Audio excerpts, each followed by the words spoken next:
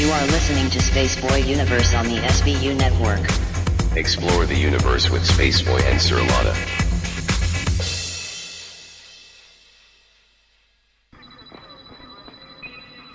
Minutes, 21 seconds. 5-second tone followed by a 1-second pause. You are listening to Spaceboy Universe.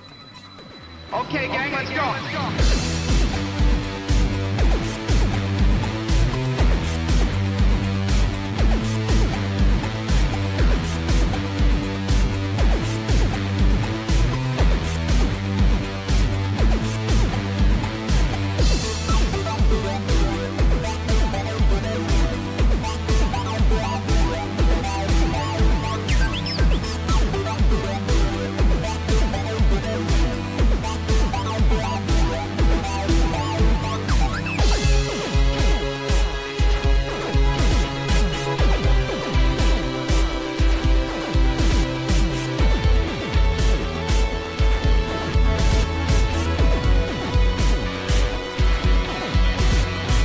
From the space city called Houston, Texas, welcome to Spaceboy Universe, featuring Spaceboy and the lovely Sirlana.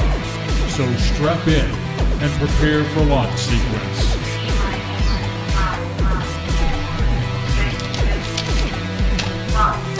Greetings and salutations, and welcome to Spaceboy Universe. I am Spaceboy, and across from me is the lovely Sirlana, and tonight we have Brad-Olsen as our guest. That's right.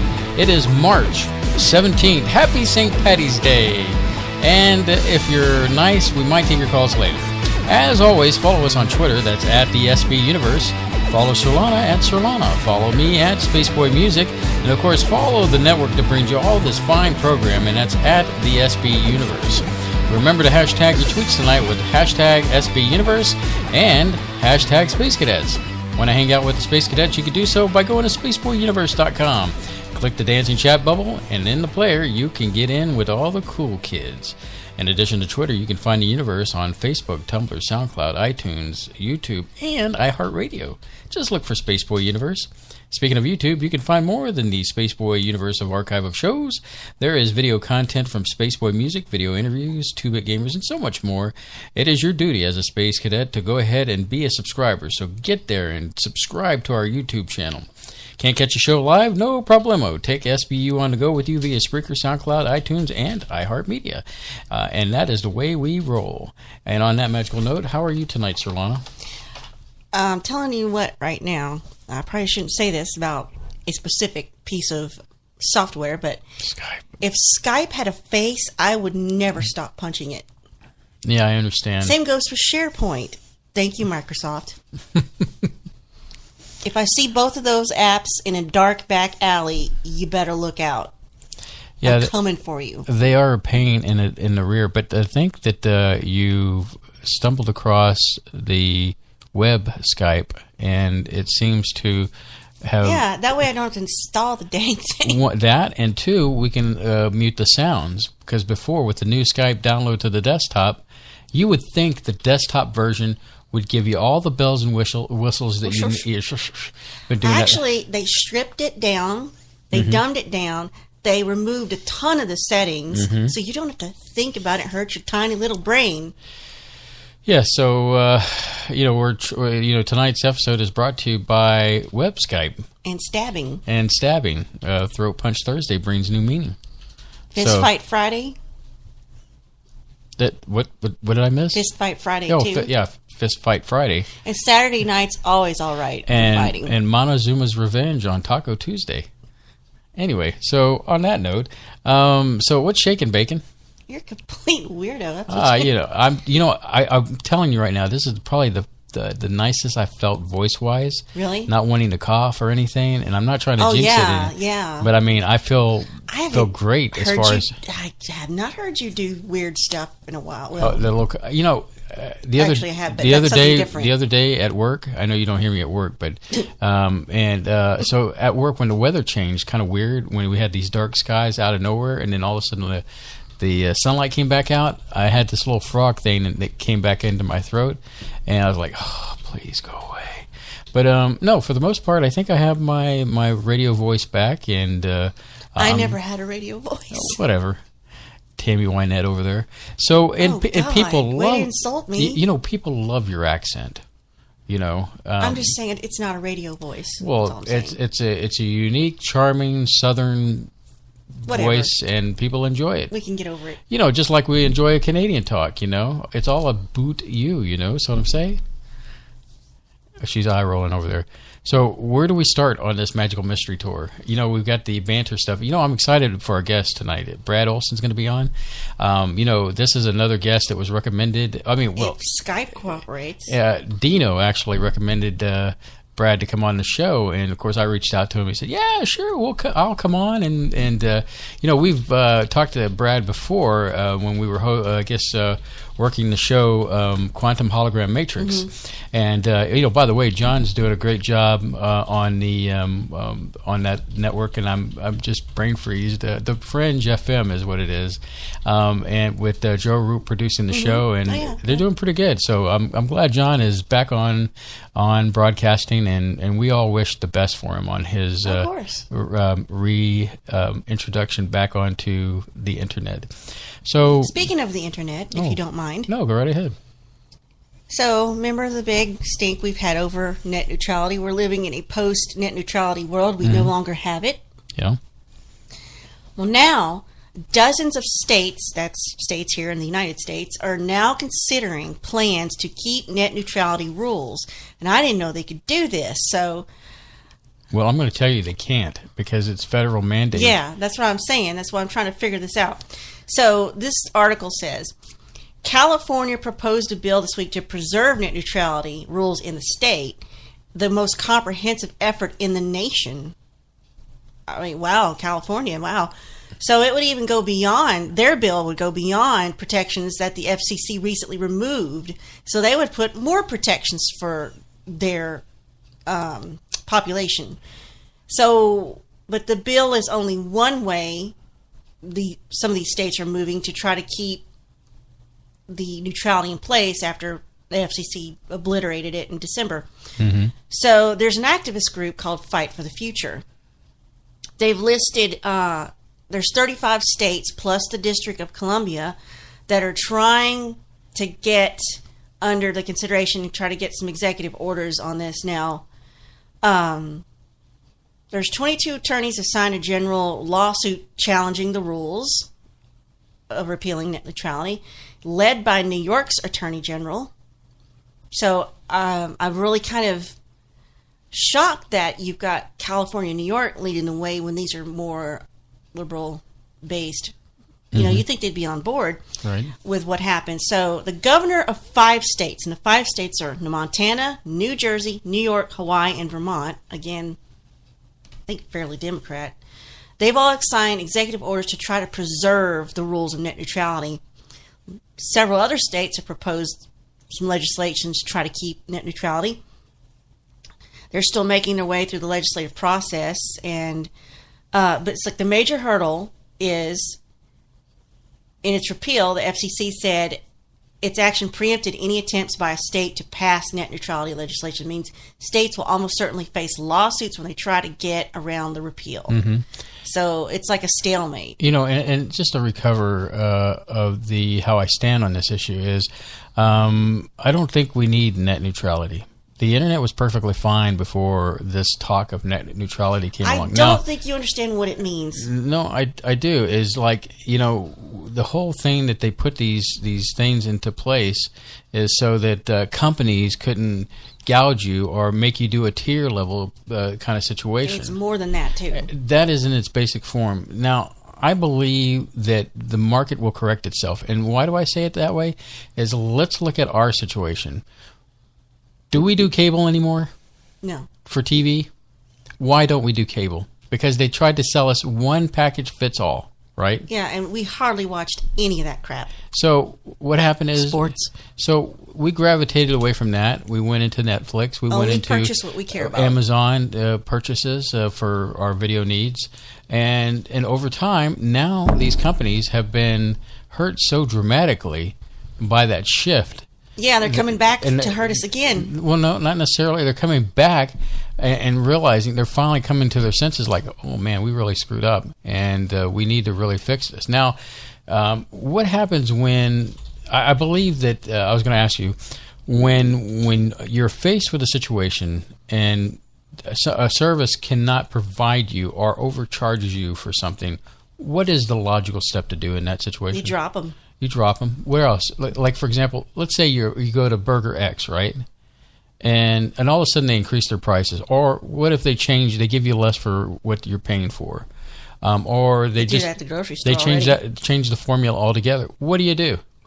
You stop going there. Right. You go somewhere else that might have a better burger or an affordable burger or something. Or you get the bootleg recipe from somebody. So anyway, that's my 2 cents on that. I know we got other things to go on to, but I guess I just get riled up because thinking that, these cable companies are the bad guy. Well, in a lot of ways they are. And you know, to finish this up, it says it's not clear how any of these laws are going to get passed in the state, but Washington State was the first to pass a net neutrality law, and they're ready to defend it in court if necessary. They said the law's primary sponsor told some website this week the FCC doesn't have preemption authority just because it says so. Well, they are the government. I mean, I'm not on their side, but they can do whatever they want, unfortunately. So. Right. I mean, and this also goes down, and, you know, I'll just comment on this and we can move on, is that, you know, McDonald's built their own company, right? And so they should have the right to dictate how their businesses ran. I mean, granted, we have certain laws that protect us as consumers, you know, like so we don't get poisoned or we don't get you know, metal in our foods or, you know, quote unquote metal. Remember that incident? And I'm not referring to McDonald's. And so, you know, it's us as a consumer. And are you done flashing me over there? I'm looking. What's going on down there? Okay. All right then. But anyway, let's move on to something else because, you know, I hold on. Let me just do this because this will make me feel better. Sorry, Michelle. I still think you don't have quite a grasp on it. We can discuss it later. Well, thank you for the slap down before we go on to something down. Because I can't believe your stance on it. So anyway, let's talk about what NASA needs you to do. What does NASA need us to do? Because NASA doesn't have enough people apparently to do their jobs. NASA wants you to help check its satellites. So send in your cloud pics, your literal pictures of clouds. Okay. So NASA wants all the cloud gazers, and I have this thing about clouds. I'm fascinated with cloud structures, like big poofy storm clouds. I like taking pictures of them when they get interesting. So and chemtrail clouds. I know I'm supposed to care about that, but I'm like, whatever. So this is snap photos of the sky and share them with NASA on their app. So it's a citizen science project. They need you to help validate some data from 6 Earth-observing instruments on different satellites. It's likely to make, I don't know if this is on Twitter or what, but these instruments are a project called Clouds and the Earth's Radiant Energy System, or CERES. And then they're trying to better understand what roles clouds play in global climate change, among other things. So they're saying clouds are sometimes hard to identify from high up. For example, thin, wispy cirrus clouds are the most common kind. They're hard to spot against the background of snow. I guess if you're up at a satellite looking down, you can't tell if you've got a thin, white on white. So that's what NASA says. Now, the satellite observations need to be compared with observations on the ground, so hence take pictures of the clouds and they can, compare them. So if you want to participate, you go download the Globe Observer app, and they give you instructions on how to do it and how to submit your photos, and they'll ask you on the app what color the sky was, what visibility was the sky, what types of clouds you see. It has some images to help you identify clouds. So I guess you could also educate yourself on cloud types, because I could never remember what they were. There's so many. There's a cloud ID chart online it will link you to. and you snap a photo at the same time. A satellite with the Ceres instruments is hovering over your head. NASA will email you the space-based observation for you to compare. So it's sounds kind of fun and cool, but again, I don't trust NASA. So they're launching this challenge because spring leads to some pretty interesting cloud activity. Change of the seasons from winter to summer can be very stormy. So, when we go into April, April showers bring May flowers. So it's windy now, and that's going to get rainy apparently, depending on where you live on the globe or in this country. Mm-hmm. You have until April 15th to submit up to 10 cloud photos per day. And if you spot the apocalyptic Aspertus cloud, let us know. It's the latest terrifying addition to the International Cloud Atlas. Whatever that is. So go check that out. So, I guess TV show and movie stuff. Yeah, that's what I'm headed to. Yeah. Oh, cool. Well, let me get my 2 cents in. So I binge watch Jessica Jones. And that's season 2. I have no idea what that is. It's Marvel. It's just think Marvel, Netflix, yada yada yada. So, I gave a kind of a brief review, and to be honest with you, I was not impressed with the second season. It kind of laid flat. It wasn't as good and juicy as the first season, which you had Kilgrave in it. And for those who know what I'm talking about, great. And Sirlana's filing her nails over there while I'm talking. No, I'm playing with a pair of earrings. Oh, I see. Yeah, okay. So I gave it 3 out of 5 rockets. So, it's something to watch. But, hey, it's going to... most of the time I was scrubbing through the episode. And for those, scrubbing means to kind of fast forward... through some parts. And so, 3 out of 5 rockets is what I'm giving it. So, on to other news. Star Wars The Last Jedi. Well, my friends, I finally watched it. Now, I'm glad that I kind of waded through the hype that kind of came along with it. And to be honest with you, I gave this one a 3.5 out of 5 stars. And let me explain myself. Visually, it looks wonderful. I did enjoy, the colorful visual overall ambience of the whole movie. However, where it kills me is the story. And I don't want to give too much away for those who really haven't seen it. But the way the story is written, it bums me out. And I have to agree with Mark Hamill, because the way it was written, his character... you would not expect Mark Hamill's character to end up in this situation. Not necessarily the dead part, which, spoiler, sorry, too late, but the overall state of mind that he's in when Rey meets him on that planet. So, and then plus some of the storylines of how they get to here and there and everywhere, I just wasn't impressed. So once again, Star Wars The Last Jedi, I've seen it, reviewed it, and 3.5 rockets and out of 5. You keep changing your rating system from stars to rockets.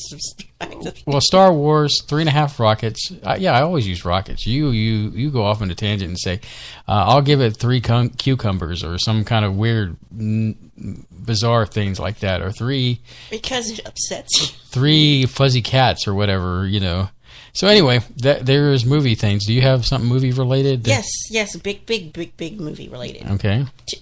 It's 2 things, but it's about the same movie. Oh, are we going back to Marvel again? Yeah. So, remember Black Panther? It busted all these records and shattered all these, I guess, records for sales. Right. Ticket pre-sales for Avengers Infinity War have already surpassed Black Panther's record. And I was telling you earlier, I'm such an old fossil, I didn't know there was such a thing as pre-sale movie tickets. And then you were kind of talking to me, and I said, well, what about some of the theaters are doing a, pre-seating kind of situation. You can buy a seat where you want to sit. I don't know if that's a case, but if you're getting pre-sale tickets, meaning you're getting a ticket now before they go on sale at the box office, right? So the closest movie theater to us physically has assigned seating, meaning if you go online and you purchase your tickets, this is pretty much what you and I do. Mm-hmm. It gives you a map of the theater and the seating, and you pick the seats that are available. And I'm thinking, if you have the money, it would be worth it to me to buy our 2 seats together and the 2 seats on either side of us, just so some random idiot can't sit next to me and ruin my entire life, because I don't like sitting next to strangers. Well, I was also kind of halfway joking about the fact that, you have this pre-orders of tickets, correct? Why the theaters don't do season tickets. It seems like season passes. Season passes, where you got the summer covered, and it covers a certain amount of movies that you can go see. Or I guess they kind of did that with the movie pass, but I can imagine. I should give you the statistics on this, shouldn't I? What the record was? Sure. What's the numbers? So Fandango, which we go to get, I think, don't we go to them to get our tickets? Yeah, we get. They reported Black Panther set the record, which beat out Civil War. It was a massive box office. So it surpassed $1 billion. That's Black Panther. Tickets for Marvel's Infinity War just went on sale Friday. Ticket sales already blew past that in 6 hours. So in 6 hours, they went past $1 billion, billion with a B, in 6 hours. Mm-hmm. So I don't know what that figure is, but it's bigger than one. So, they released another trailer yesterday, or wherever yesterday was, and this movie comes out April 27th, which is an odd release date, but consider this is all under Disney now. Look at all the things Disney has. They've got to carefully parcel out their movie releases, because they don't compete with each other. Exactly. Which is crazy, because you're all still making the same money. You got Avengers, you got the new Star Wars movie Han Solo, yeah, you that's got later, isn't it? You got Deadpool coming up. Oh, Deadpool. But that does belong to them now. Han Solo, I believe, comes out in May. They had to move Avengers up. I know there's another thing. The movie that kind of worries me, because it's kind of I think it's at the end of this month, the beginning of next month, is Ready Player One supposed to be coming out, and it's stuck in the middle of all that. That is an odd release date. That's Warner Brothers. They had to manipulate the date on that too, as well, because of what Disney's doing. I mean, you're going against Disney tentpole movies, the Avengers and the Star Wars, and it's crazy. This is not only large considering the ticket sales, right? It's the largest film Marvel's released, as far as has the number of people in this film. They have an 18 franchise release prior to this, so it's going to be huge. Now, speaking of this, there's already some criticisms about Infinity War. Oh, okay. Mainly the villain. So this says, Infinity War's Thanos proves CGI villains are a terrible idea. The character's disintegrating grape look is a reminder old school makeup and costuming are often more convincing. So this is basically Josh Brolin, I guess, being CGI'd. Maybe he did some motion capture acting. He's supposed to be this huge monumental threat to Earth like we've never seen in any previous Marvel movie, right? I mean, they're having to get every superhero and every marginal guy, out there to fight this dude all over the Earth, though. And then when he comes, they're saying he looks like a bald purple plastic mannequin with weird grooves in his chin to make up for the fact he can't grow a beard. He says a villain named after death should look frightening, but it comes across as an overinflated cousin of Grimace from McDonald's marketing, except Grimace was actually scary. So they're like, what went wrong over at Disney with its special effects? Because they can do special effects. We know they can. So they're wondering why he's so, I guess, lackluster. They're saying it like the Hulk, they did okay with the Hulk, but they're just not impressed with Thanos and his looks. I guess time will only tell as this movie goes through, and Ragnarok. I still think it's going to be a pretty good movie, though. Did CGI? They used CGI in Thor Ragnarok to push the solid design into a glorious, over-the-top camp, rather than relying on computers to bring across the entire weight of Hela's, stuff. they're just like computers are great tools, but they're no substitute for the physicality of a human face and human expression. Well, Hulk was pretty decent in that, and He's decent. he was a CGI / Well, that was motion capture. Put on Ruffalo, Right. and they actually had Ruffalo do his voice this time instead of Lou Ferrigno, Really? who had been doing it. Huh. The original Hulk. Interesting. You know, speaking of movies, Sir Lana, Fire in the Sky turns 25. Really? Yes. This week marks the 25th Only 25? anniversary. 25th anniversary of one of the most disturbing alien abduction films ever come out of Hollywood. I'd like to watch it again. 1993 is when it came out, and so that was. I'm just remembering something about that. Okay. I remember renting that with my friend Holly, or rather, Holly rented it for like $1 at Albertsons. I owned it on VHS. I owned it on VHS, and then plus cool thing out of that was we got to shake. Well, at least I got to shake Walton's hand, and introduce myself, and that was kind of cool. To actually meet the man behind the history behind that interesting abduction. I've seen him from less than 30 feet away. Does that count? Contacted in the desert, yeah. I think that counts. I mean, you were in his... You didn't see me.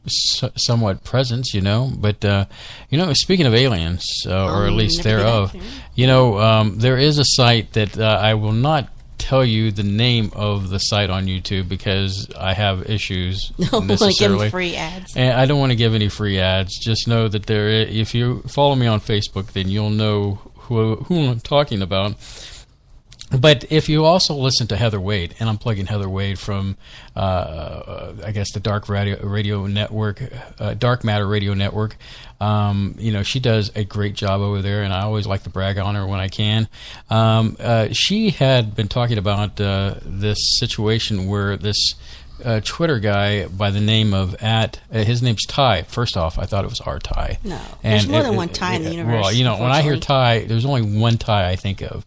It's our great friend from the Great White North. But anyway, so this guy, I guess I heard about this story on Friday, and then of course what it is this guy got a voice message, and it was left in some kind of code. Usually. Military code, they'll say November, Oscar, Delta, Charlie, November, and then, and of course, this message went on and repeat. I guess we're already getting a call? I thought you disabled that. Is that Brad? Go ahead and answer it. I don't know how to answer it.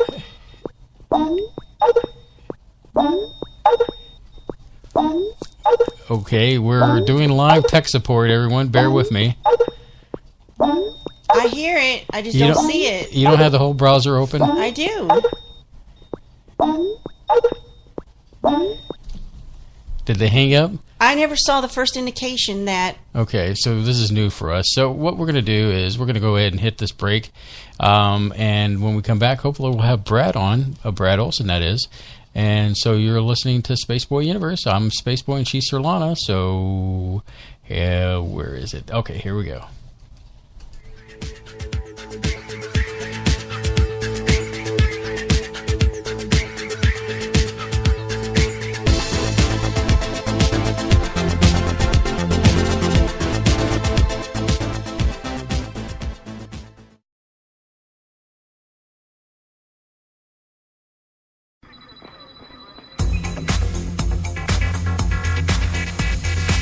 You are listening to Spaceboy Universe on the SBU network. Explore the universe with Spaceboy and Sir Lana. This is author Gordon Root. You are listening to the Spaceboy Universe. This is K28, and I'm listening to Spaceboy Universe. Hi, y'all. This is Lori calling from Texas, and I love listening to Spaceboy Universe. Hey, this is Dave Cruz, host of Beyond the Strange, and you're listening to Spaceboy Universe. This is Wendy. I'm listening to Spaceboy Universe. Hey, y'all. This is Lorelai DeLille. I listen to Spaceboy Universe. Don't you? Tell your mama and them I said hi.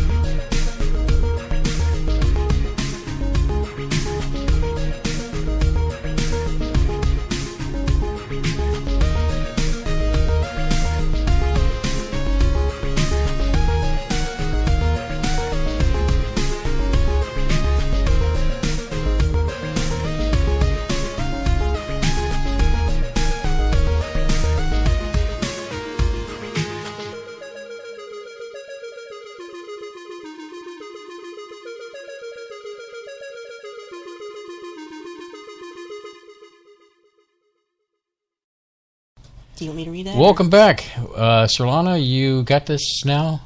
Yes. Go ahead. Brad-Olsen is the author of 9 books, including 2 in his Esoteric Series, Modern Esoteric and Future Esoteric. He's an award-winning author, public speaker, radio host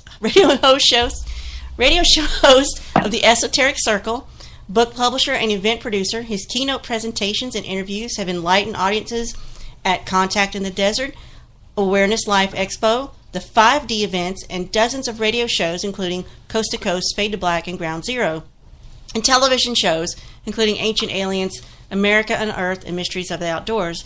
Brad is also a founder and co-producer of the Weird Street Faire in the SOMA neighborhood of his home base, San Francisco.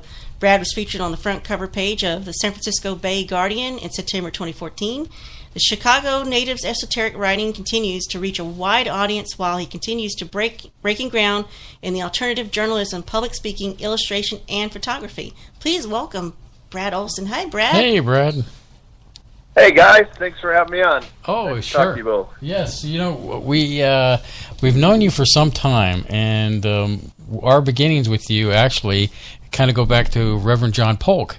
When we were doing the Quantum Hologram Matrix, we were producing a show for him, and you were one of his guests at one time, and we really enjoyed, listening on the back end as the producers. And of course, most recently, Dino, a good friend of the show, has said, "Hey, have you ever gotten Brad-Olsen on that?" And I said, "Well, sort of, but we've never interviewed you." So I felt like, well, let's do this. So this is how it all kind of transpired, and man, we're glad that you could spend some time with us.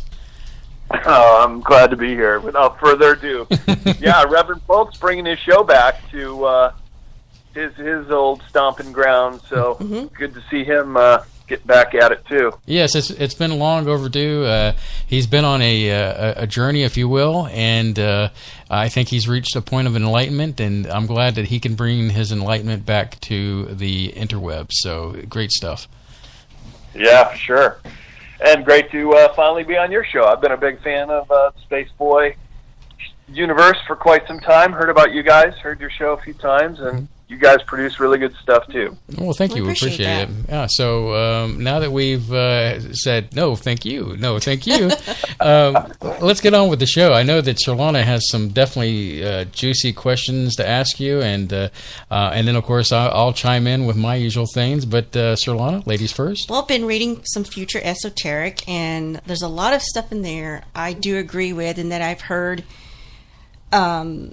In this field, the UFO research field, and just in general, some of the philosophies in it that I'm thinking, yep, that's right, that's correct. But just to ease into this, we've had over the last few months, we've had a lot of brouhaha about so-called disclosure, especially back in was it December, when we found out from Senator Harry Reid that our government had done another kind of covert, almost like Project Blue Book thing, where they said they'd been, closely looking into sightings and reports and sorry there, Space Boy. Yeah, and I was gonna see what your take on all of that was, if you think that was genuine or if that was just them dangling a string in front of the kitty, or Yeah, sure. The whole Tom DeLonge and New York Times picked up by CNN for several days on end. Well, right now is March Madness. You got the NCAA tournament playing, and there's a lot of good head fakes where the guy makes a fake with the ball, the opponent jumps for it, and gets faked out in the end. And that's kind of what I'm feeling is the net result of this whole thing. Now, good on one hand that finally disclosure made it to the headlines of New York Times and on CNN. But once again, there's no real data drop. We didn't. Even the material that they presented is kind of dodgy. John Lear, the famous CIA pilot, dissected the video, and it's like, when you watch it, hearing what he has to say, it's like, yeah, it is amateurish. It was like spliced on somebody's kitchen table or something. So no real meat and potatoes in that whole thing. And you notice how it's just gone quiet. Don't hear anything about that anymore. That's kind of suspicious, too. This was earth-shattering, biggest news of the year. It would have been on Time magazine and all the supermarket tabloids for weeks and months on end, but it just kind of flash in the pan came and went. It was kind of cheeky, like, oh, well, we didn't see anything, but maybe we did, but we don't know, and then off you go. I was like, well, what was the point of them even telling us that? And sometimes I feel like the only way people are going to wake up is if the alien that stands in front of them and slaps them in the face, And, well, even that could be an illusion. True. That could be a hologram that's, done with tightly bound photons. Right. Sorry, we watched too much Star Trek. Possibly even the Project Bluebeam faked alien invasion, too. So you can't believe something that's right in front of your face, almost, because you don't know the source. And, of course, you've looked at Future Esoteric, my book. I have a chapter called Backwards Engineering. You can make a very strong case that they have been hoarding this technology for decades. Oh, sure. So to come out with some sort of head fake, oh, yeah, we got this grainy video of two guys talking, and then you can hear them breathing through the mouthpiece, and that's what John Lear said was the biggest red flag. You wouldn't get any of that audio at all. So it's just like a cheap Hollywood piece, really. Kind of disappointing in the end. And I fell for it just like a lot of other people, but now that we see through it, just, it's another distraction. So maybe they could say down the line, hey, we tried to have some disclosure, and we gave you this little bit of tidbit of knowledge, like Rumsfeld the day before 9/11. Oh, we lost $2.4 trillion, but at least we told you, right? Now you're going to think about other things. So, yeah, it's just, the media is just so controlled, especially the New York crimes. It's, the CIA mouthpiece, basically. Yeah, I was about to say that's the shadow government's mouthpiece, which is the CIA. Yeah. And you bring up a good point about this video being kind of hard to see. We live in a time where technology brings us 4K video now, and, for the average consumer. And 8K's now. And 8K, but, I mean, still, we're still getting bad-looking pictures, and even the ones that are like ultra good-looking, I think that you can automatically, this looks fake. It's too good. It's too good. It's too bad. It's too good. Where's the middle ground? Where's that middle believable ground? Yeah, exactly. Video quality? I hear you, and we have that footage. You guys know, and I know, and that stuff never sees the light of day. But some grainy video where you still have the benefit of the doubt. Well, it doesn't really super conclusively say that there are UFOs, and maybe this budget, and what was it, like 10 million? It was like a drop in the bucket. Super small amount that was devoted to this research. It's just a joke. And then when you consider how UFOs have known to have been hovering around our missile silos and even deactivating nuclear missiles, and then the Air Force comes out and say, well, we just take no interest in this. No effing way. It's the biggest top secret national security thing in the world. Right. Of course they have an interest in it. They just don't want us to know. Yeah, I guess they don't want us to know that they have no control over it. Exactly, no control over it, especially with these missile silos. I've heard about these stories going back into the 80s, and it's quite fascinating. What about the Rendlesham Forest thing? Oh, yeah. Right, and then all the, they call them the fast walkers. Slow walkers are our craft that they know they're ours, but the fast walkers are the ones doing the 90-degree angles that had been studied for decades, and then all of a sudden in the 80s, oh, well, we don't find this really interesting. We're going to pass it off to Bigelow and let him record all these fast sightings. Of course they care. This is the biggest thing in the world right now, and there may even be a space war going on above our heads, but we're not going to be told that. It's what everybody really has to be paying attention to and understanding the motives behind it, because there is a lot going on, including a war for our minds, and it's all about trying to make us believe a false narrative into these illusions that they come up with, and then pulling stuff over our eyes and either blowing it off completely or spinning some kind of yarn. It's just amazing how deep the rabbit hole really goes. I mean, if we can use analogies from books and movies, like The Matrix is real. It really is a red pill kind of scenario, that when you start getting deep into this stuff, it's just the onion layers get peeled off one at a time, and you go deeper and deeper and deeper down the rabbit hole, And I do think the ultimate goal is a form of enlightenment.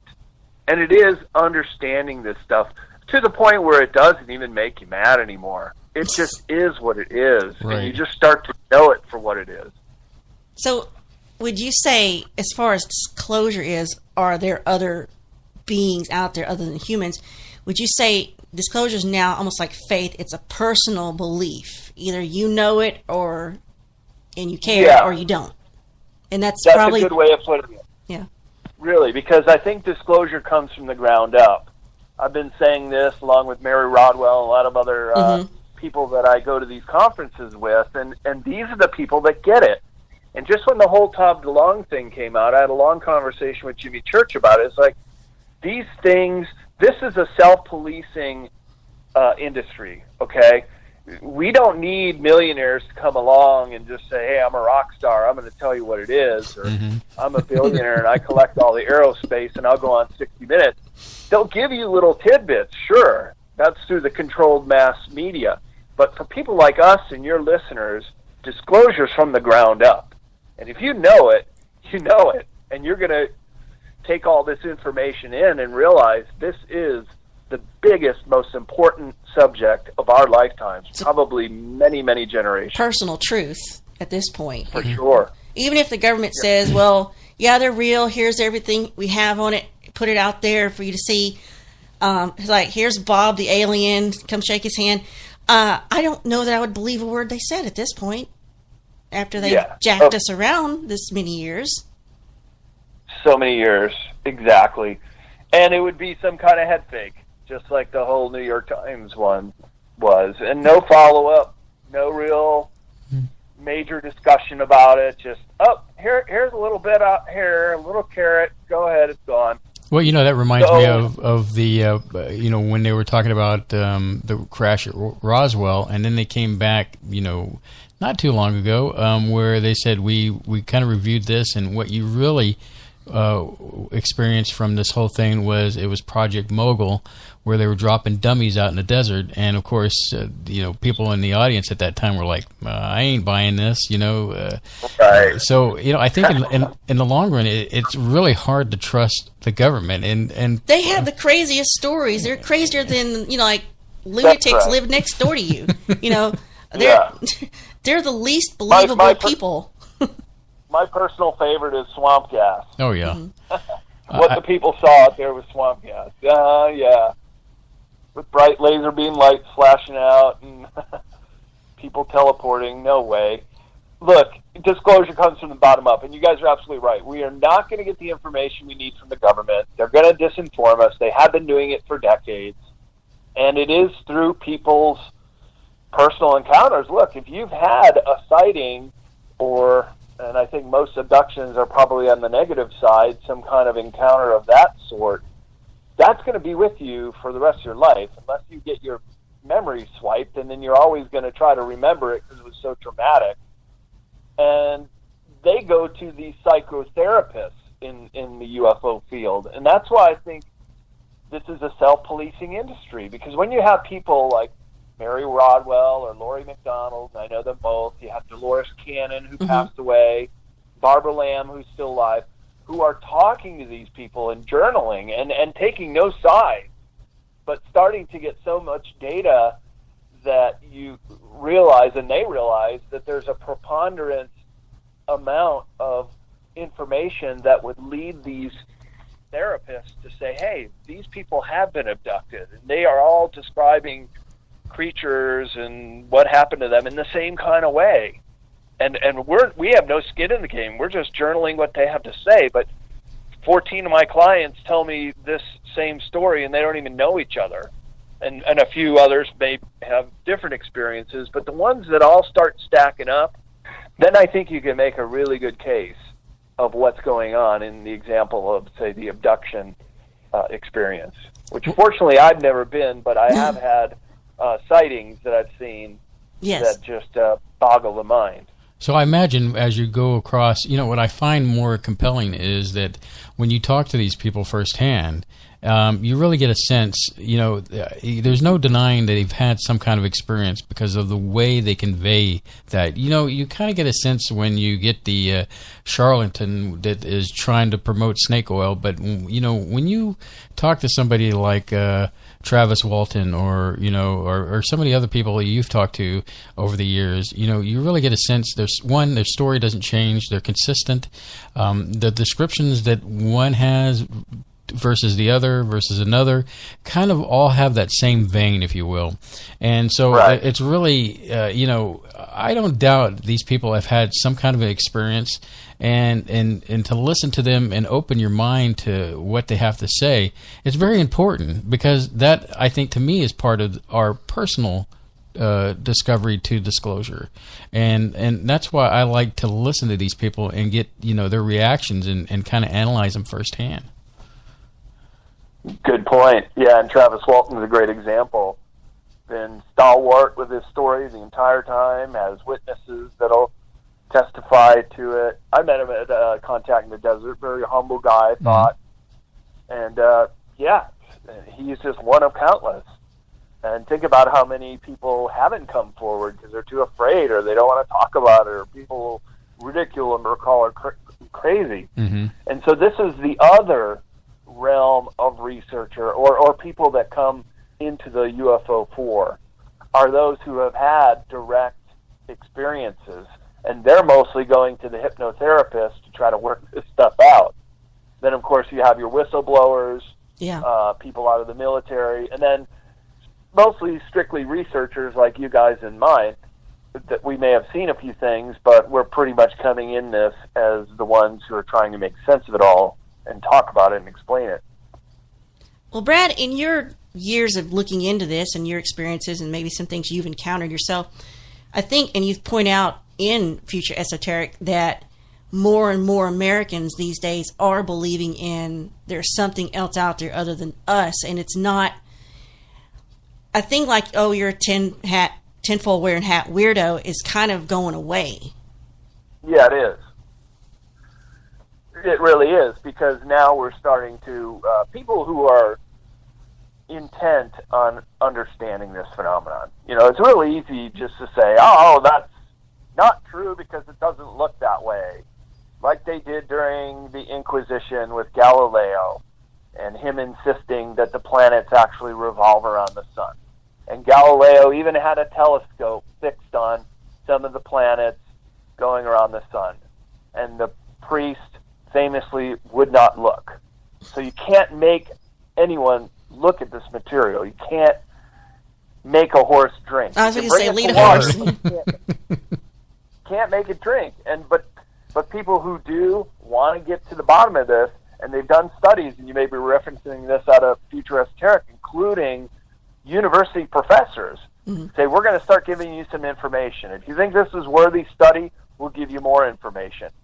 And across the board, the most intellectual class who said, well, I never really had time to look into it, but the stuff you give me is really interesting, and I would like to know more. They just kept going more and more and more.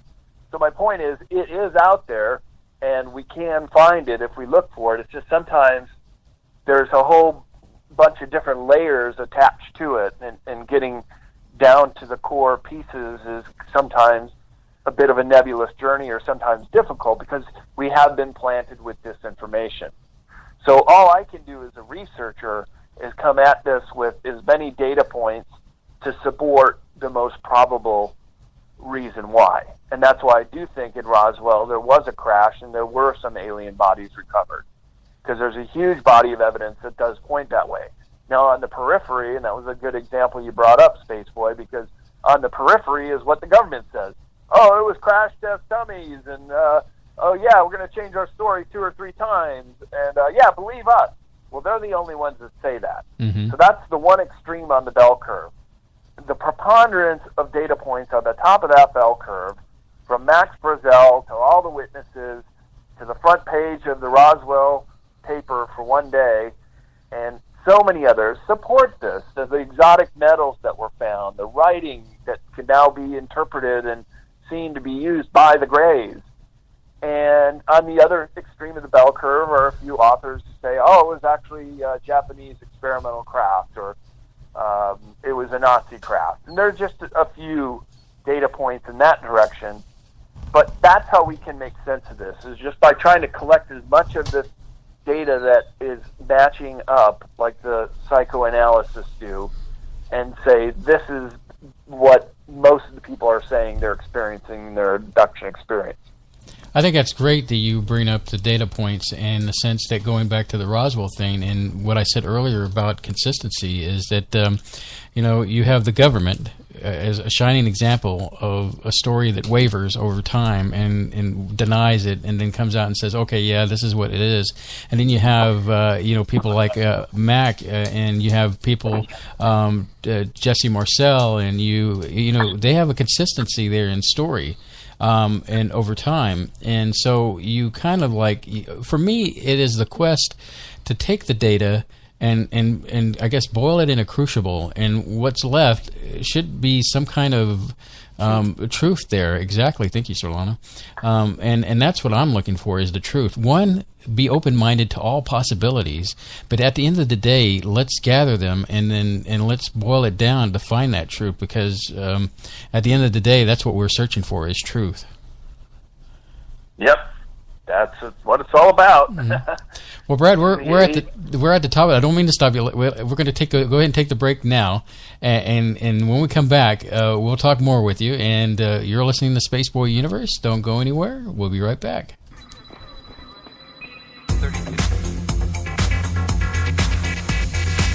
You are listening to Space Boy Universe on the SBU network. Explore the universe with Spaceboy and Cirlana. Greetings, Space Cadets! Let's see what's in the sky tonight in the Space Boy Universe. Tonight, in the eastern sky, we have Space Boy Universe rising above the horizon in glorious splendor. And in the west, we can see Solanas Majoris, which is visible at 9 p.m. Central Standard Time, just below the K28 belt. So keep your eyes on the sky and listen to Space Boy Universe.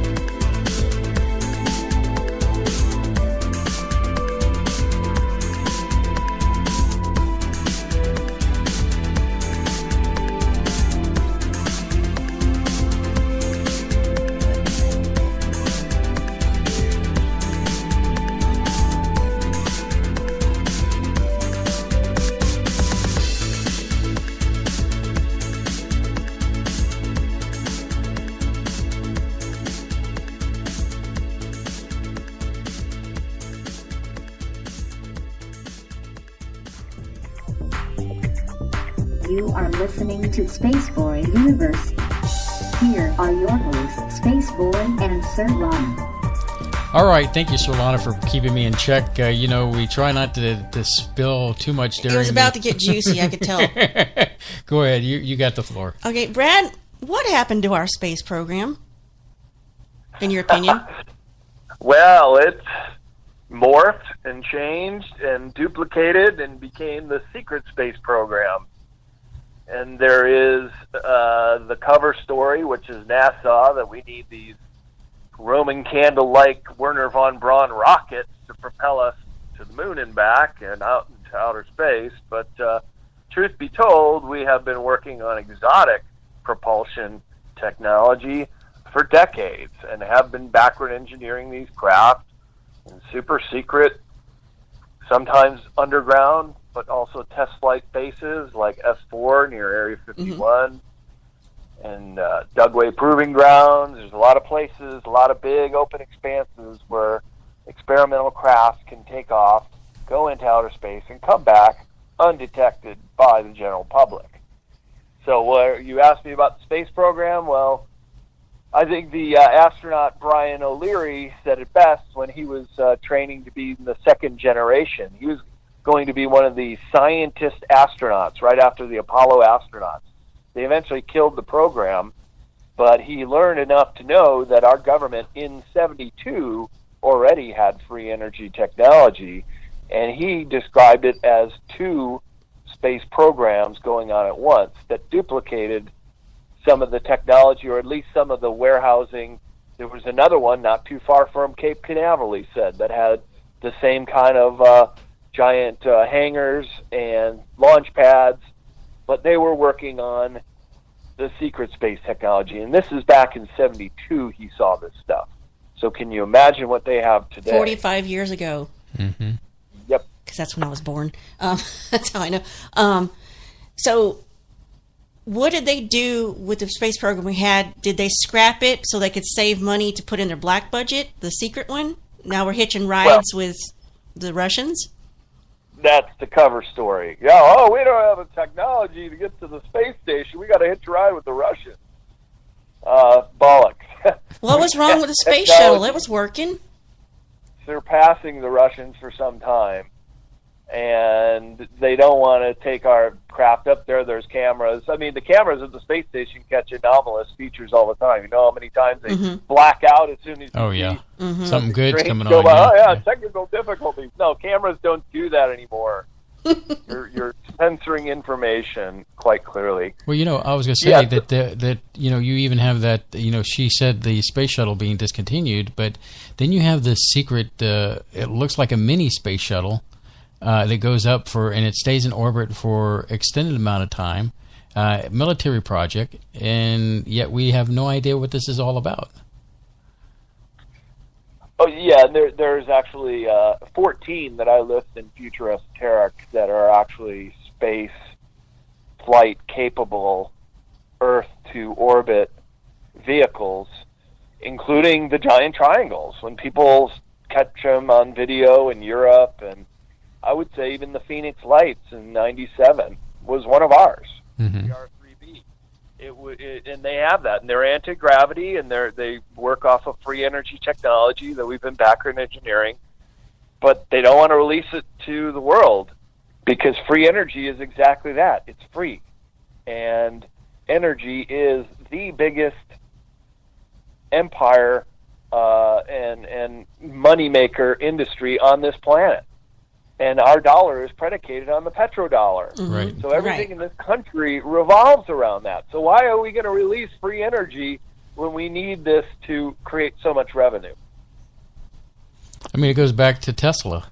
I mean, he wanted to provide an energy source for humanity, and they really pretty much. I think he figured it out, and then somebody like J.P. Morgan did too, and there's like, well, that's going to cut into my business. We put a stop to that. Where's the meter? Yeah, the oil barons. They famously said, where's the meter? How are we going to tax us? How are we going to... No. Well, Mr. Morgan, it's free energy. There is no meter. And J.P. Morgan had a big interest in copper, which we're using the copper line. That is all redundant technology. It could have been done away with over 100 years ago had we gone to the world system that Tesla had demonstrated and was about to deliver on. He was already sending energy wirelessly to a car that he was driving around Buffalo, New York for a period of time. He was already testing it on using it for boats remotely. Like, he is the father of the remote-controlled boat, among so many other things. He's doing everything remote control. So this was such a breakthrough 100 years ago. People couldn't conceive it. But right now I'm talking to you guys on a wireless phone, okay, that also doubles as a supercomputer. And I'm using a Wi-Fi connection that's coming over wirelessly. And so the whole concept was you just take it to the next level and you use it for energy. And that's what the whole world system was meant to do. And in the chapter in the Utopia section of Future Esoteric, Free Energy chapter, I outline what he had and what we should replicate. And let's just start where Tesla was and rebuild the Wardenclyffe Tower and just replicate what he was doing. And we may have it still. And he said that he was terribly suppressed in his lifetime. He says, just like Galileo, when the priests wouldn't look, and Galileo says, but still they turn, still the planets turn. And Tesla knew it too, and he said, this technology is not going to go away, it'll just be rediscovered at a different time. And it will. It's just been delayed. And in all those times, it all came down to control. Of course. That's what we have to understand, and that's why we say the revolution is consciousness. We have to understand who the controllers are, how they're doing it, and then cut them off at their own game. But look, we can't win this war with swords and guns and trying to just go lynch them out of their houses as much as they deserve it. I do believe that we will have to go through a truth and reconciliation program if we can ever defeat them. I mean, it's getting to the point now they're pushing World War III so hard, they may take us to the precipice. But if they can be rounded up and arrested, I hope they just get a fair trial and just go sit in a jail cell for the rest of their lives, which probably isn't that long because they're like these old shriveled up old men usually. And they love to play this world control game. You know, it's like their great game, chess or something, and they love to just manipulate us. But it goes beyond that. And I often say in interviews that you could blame it on the Rockefellers and the Rothschilds, but I think they're really like the colonels and the captain in this game. And this is to control planet Earth, okay? And it is all about the narrative. And I think even above the colonels and the captains, there is the general, and that general is a malevolent ET force, like this reptilian, fourth-dimensional ET force that does want to control this planet, that looks at humans the same way we do cattle. We're like livestock to them. They have no problem eating us. And they're very few in numbers, but we're very many. But they have technology, and they can do things in a metaphysical way that we can only look back to some of the understandings of the occult in the 19th century. And I'm also a book publisher. I'm working on Leo Lyon Zagami's fifth and final book called The Invisible Master. And it's how the secret societies and the elite have been using this technology to intercede on behalf of the monarchy, such as John Dee did for Queen Elizabeth 500 years ago, all the way up to the modern CIA, which still has programs in this kind of psychic warfare, but also interceding on this other dimensional level and using it as a way to, say, spy on your enemy, using remote viewing to get in and look at the actual componentry of what your enemy's up to. This has been going on for decades. And look, I'm less than a mile away from the Presidio here in San Francisco. This was the hotbed of that kind of stuff. The MK Ultra stuff, the remote viewing stuff.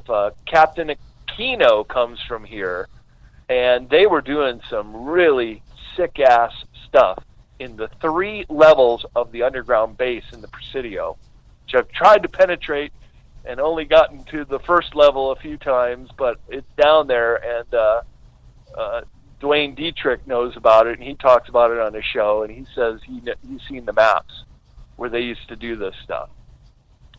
So, and they worked on an occult basis. You know, this is where Anton LaVey was out of San Francisco in the 60s and 70s, and you also have Charles Manson lived here for a spell, and they were deep in the MK Ultra stuff, and they were dosing sailors, and that goes way back to being shanghaied out and of LSD and all that stuff. Oh yeah, they were mass dosing people and seeing if they could use it as a way of mind control. And the CIA gave it to them. Oh, you know it. LSD didn't become illegal till '67 when they realized it's not going to work for us. It kind of opens too many doors and portals and makes these people self-aware, and they don't want to fight in our wars and believe our propaganda anymore. What do you know more about the underground bases around there, like I guess in the Presidio area? I did a little video. It's only like 14 minutes, called The Presidio Underground on YouTube. And I just tried to collect the best spots I could show that there was underground activity. But I have a chapter in my book, Future Esoteric, on underground bases. And there's over 130 on this continent. And they do connect up to Canada and all across the nation. Use of maglev trains, again, technology that's been hoarded by the elite. Mag 2 is twice the speed of sound, so that's how fast they go. And they operate on free energy technology, which they're hoarding, not giving to us. They have these boring machines that can go, nowadays it's like a dozen or more kilometers a day that just bore nuclear powered, so they create such heat that it actually vitrifies the rock, the bedrock that it's boring through. And so there's no tailing mounds, and they leave a glass sheen behind. And they've been doing this for decades. And all these underground bases all connect, and it is under the control of this malevolent ET force. This is what we all have to come to terms with and try to understand.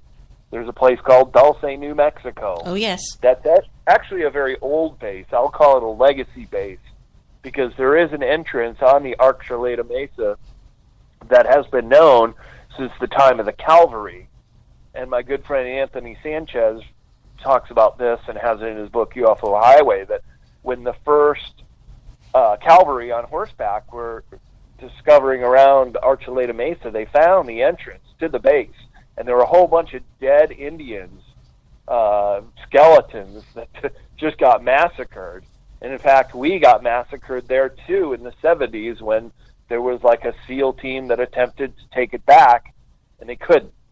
So this is what we're going to have to come to terms with as Americans, that we have been sold down the river for decades. And there's this, I will call it fraudulent Greada Treaty that gets signed every decade, every 10 years, and it has been since the 30s.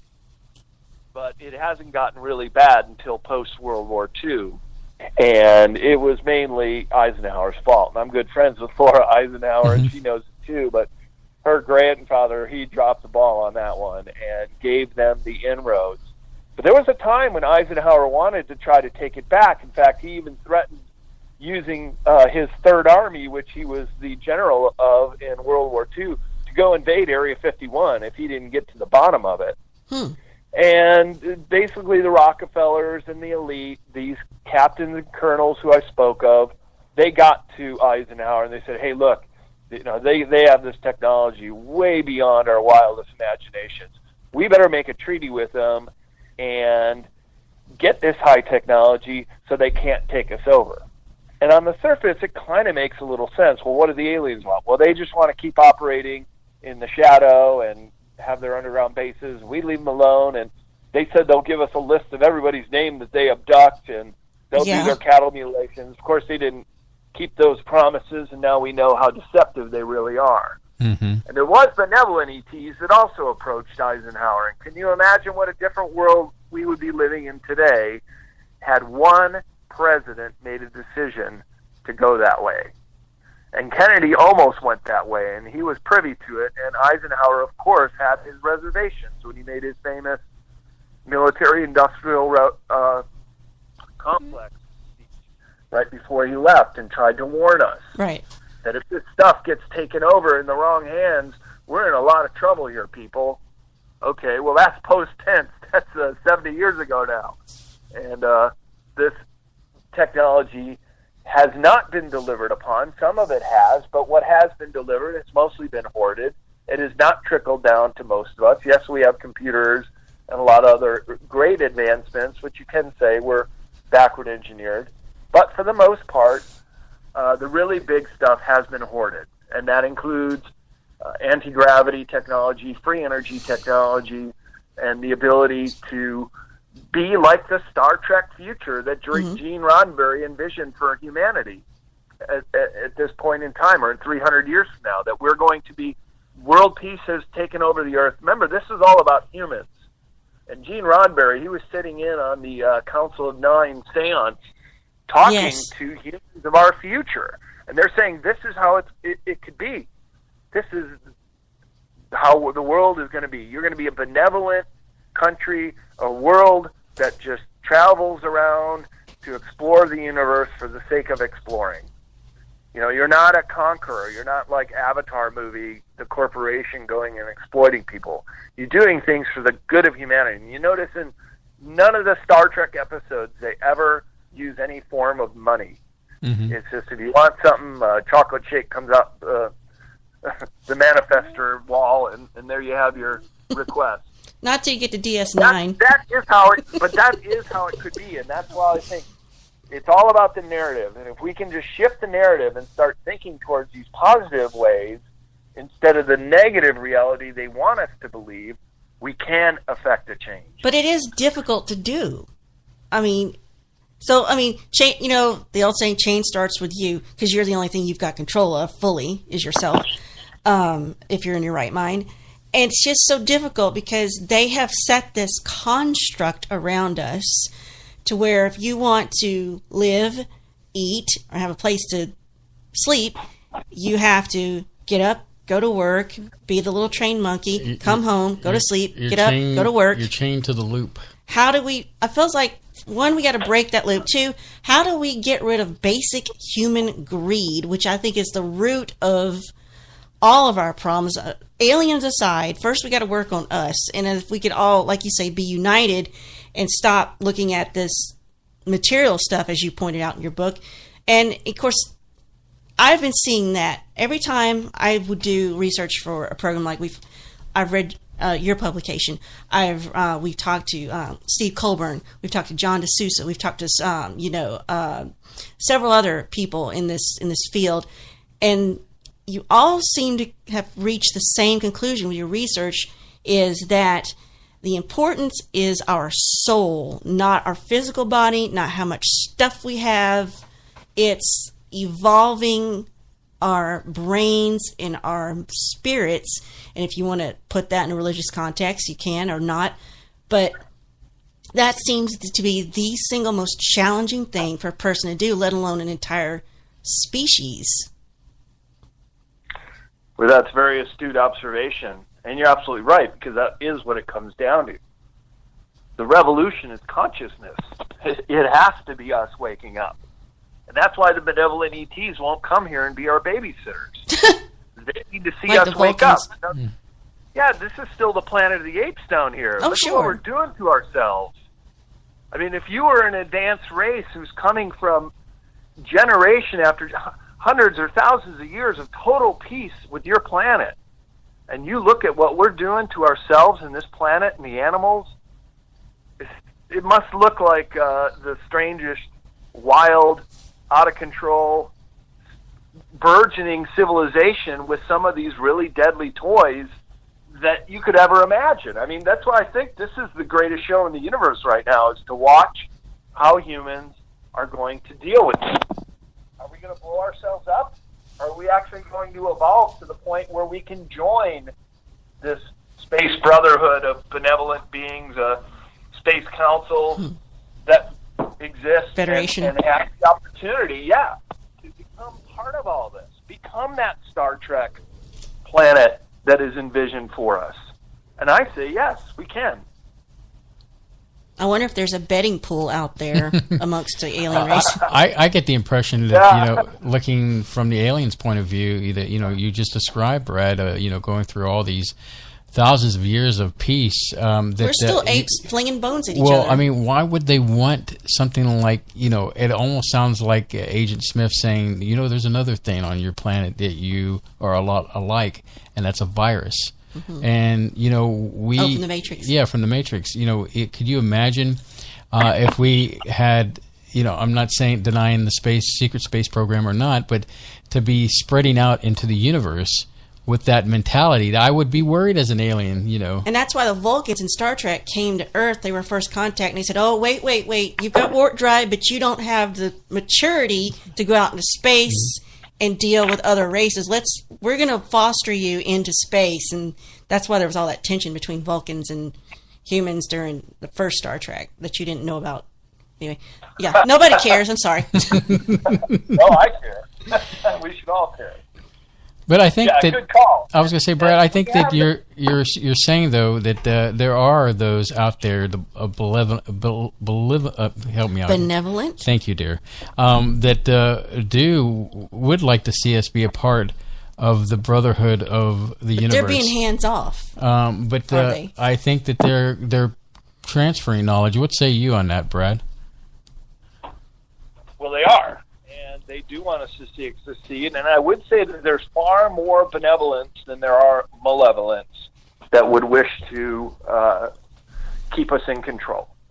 But another great example of how the original Star Trek totally got it right was the Prime Directive. Mm-hmm. And there is a law that you cannot directly influence upcoming civilizations such as ours, and you can't overtly influence them or manipulate them, or there are consequences. And that's why the benevolence, they know this law, and they won't intercede directly because they can't.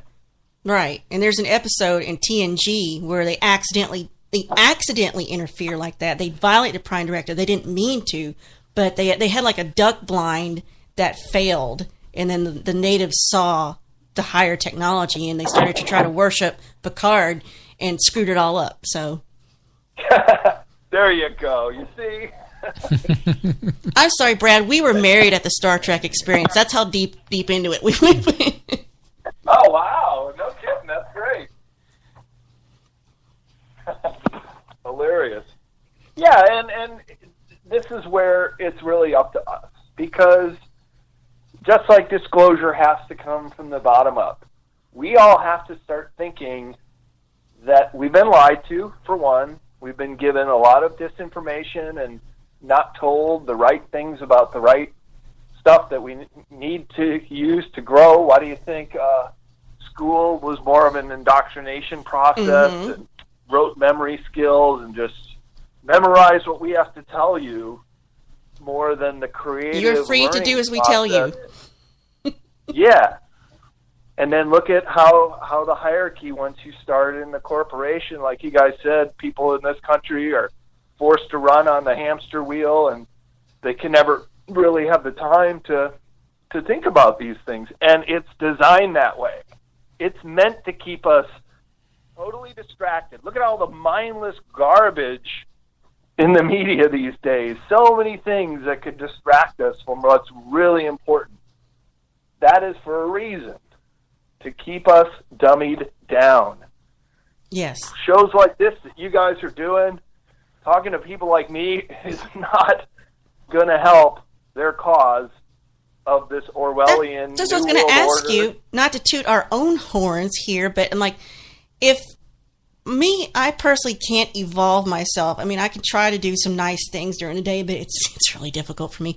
But anyway, that aside, what I can do is go out there and I can read your books. I can read this person's books. I can ask questions. I can talk to you, ask you questions. We can get out there and speak with each other and try to exchange information and try to learn our personal truths. And because I don't know what else we can do. And maybe if we just keep that going, they can't take it from us.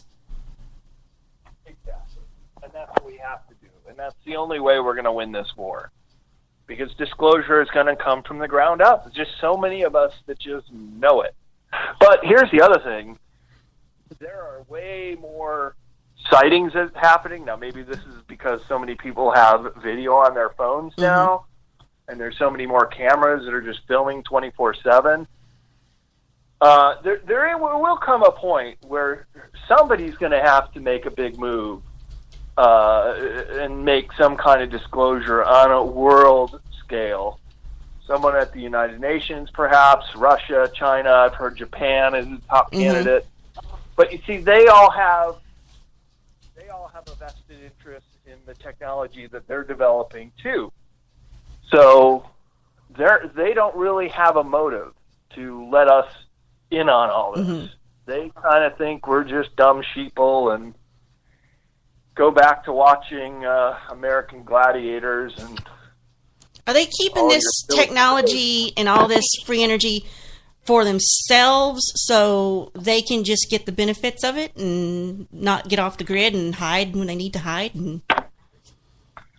Well, they think they're going to be able to hide, but there really is no chance that they can hide.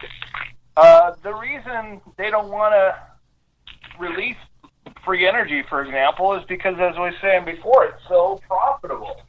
It's the biggest industry on the planet. And the U.S. is the leader in that energy development. You know, we're not saying, oh, yeah, you can't go solar, you can't do renewables, you got to keep doing the carbon-based burning stuff. It's like, no, you don't. We've known we didn't have to do this for a long time. But that's the nature of the beast. I mean, we live in a very imperfect planet that has been co-opted by powerful forces, not only the very elite wealthy, but also, I would say, their intercession with malevolent ETs. And this has been going on for a long time. And on my radio show, the Esoteric Circle, part of the intro is this very famous speech given by Bill Cooper at the UFO Congress in 1989. And one of his lines, and I have thought about this since I've heard it in the 90s, he says, "It was known and is then now understood that aliens have been manipulating humans through secret societies, witchcraft, magic, the occult, and religion." And there you have it. There you have it. Because right there in that little quote, that encapsulates what the elite have been doing for hundreds, perhaps thousands of years, but certainly in the last 500 since the day of John Dee, and this is all in Leo Lyon Zagami's books, very meticulously documented how the CIA, these secret services that have been in support of the government all the way back to Queen Elizabeth's time, which is when Shakespeare was writing his sonnets, they've known that they can use the occult for military advantage. So why do you think they keep this so bottled up? And why do you think the other countries also get research in this field and they keep it bottled up? You know, the remote viewers like Ingo Swann and others, they would be meeting their Russian counterparts in the astral realm when they were both remote viewing on each other. And then the Russians had their version of Ingo Swann. They were like, oh, yeah, we were spying on your nuclear technology, and we crossed over and saw your guy. Well, that's a perfect lead-in to the next thing I want to ask you, but we're up against a break here, Brad. I hate to interrupt. All right, let's do it. All right. Hang on, and I'll answer your questions next half hour. Okay, cool. So don't go anywhere. We have more with Brad-Olsen right here on Spaceboy Universe.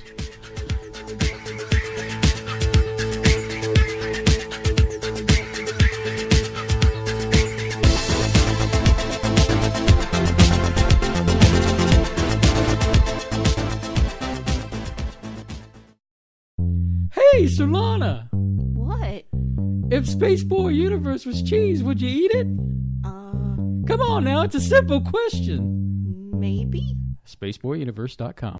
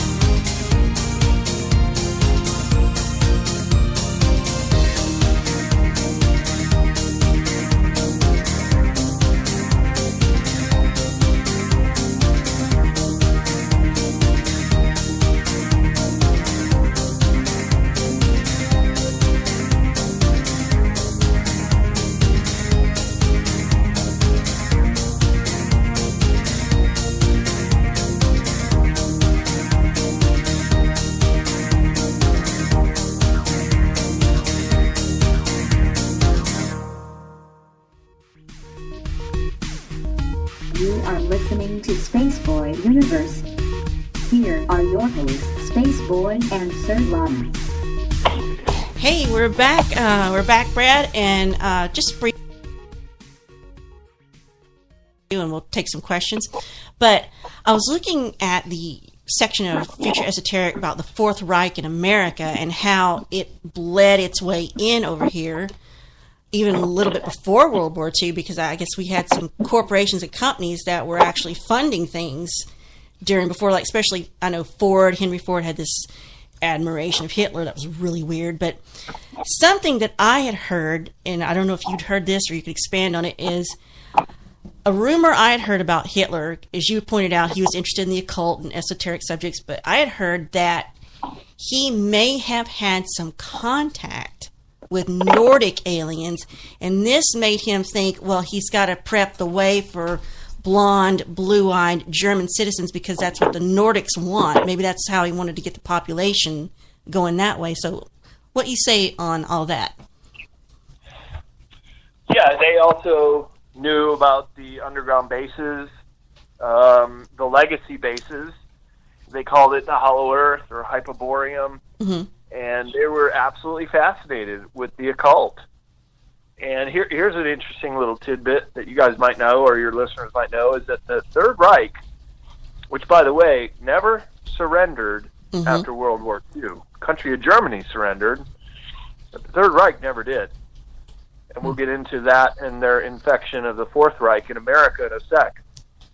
But the Third Reich was very interested in the occult. Ever since the end of World War I, it first started with the Brill Society. And yes, they were psychic mediums who were getting literal blueprint telepathic transmissions, so that they were able to put pen to paper and interpret what they were receiving. And of course, the Germans being so mechanically minded, took notice real quickly. And not only Hitler, but Heinrich Himmler were members of the Thule Society, which is also a secret society post-World War I, which had an affinity with the occult. They quickly usurped the Brill Society and incorporated that research. And then in 1933, they had a UFO crash in the Black Forest of southern Germany. Then they had a craft that they could start engineering. And once they became the fascist government, shortly after that, Hitler assumed power. And this is the never before and never since. For a short while, the Third Reich had a paranormal, government-sponsored arm called the Anunnurby Society. And there's actually some old Third Reich videos showing the occultists of the Anunnurby Society who took the information from the Thule Society, who got it from the Vril, and they were state-sponsored psychic mediums. And this is why the Third Reich was sponsoring archaeological digs, not only all over Europe and the Mediterranean area, just like in Indiana Jones. I was going to say, really this is starting to make sense now why Hollywood is picking up on these weird things about Indiana Jones and the Nazis, and then you've got like the first Hellboy movie, dabbling in Rasputin and in the Third Reich, and you've got, the Avengers have got that red-faced guy and Captain America with the Nazis, and so that's where it's all coming from. That's called the Red Skull, dear. Look, I'm not as deep a geek as you on the comic book, so sorry about that. Well, that's the comic book, but then in reality, when the Russians finally stormed into Berlin at great loss to both sides and got into some of these bunkers underneath Berlin, they started to find all of these Oriental people dressed in Third Reich uniforms and often committing ritual sacrifice. And it wasn't until one of the Siberian soldiers with the Russian army recognized them as Tibetan did they realize that the Nazis had brought over a whole bunch of psychics from the monasteries of Tibet, put them in Third Reich uniforms to work for them on this occultish level. Wow. And when it was all said and done and they knew they were going down, they all just checked out, and they found them like in a lot of them, like 80 or 100, but sometimes there'd be 14 or 9 or 8 to a room, and they were all circled in a ring with their feet towards the middle, and they all just did hara-kiri and killed themselves. Wow. And that's where they were found, and like candles and incense were burning, although by the time the Russians stormed in, that was all done, and just freaked them out that, hey, they have all these Tibetans here in Third Reich officer SS uniforms, some of them, like really high ranking.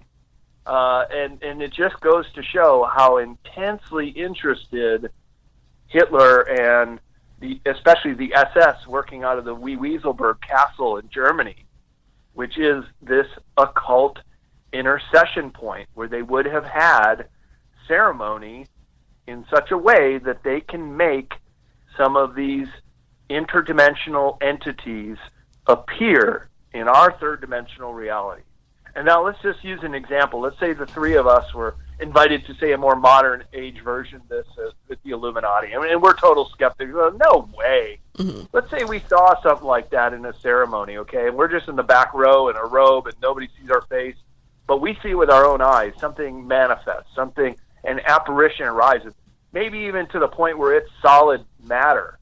Maybe even like one of these reptilians. And there's a sacrificed victim there, and they pull the heart out just like they did in Aztec times. Do you think you might believe that this is possible after you see it with your own eyes? That's how they got the inner sanctum of the Third Reich, the SS highest officers that were the most loyal to the Fuhrer, into a fervor over this guy.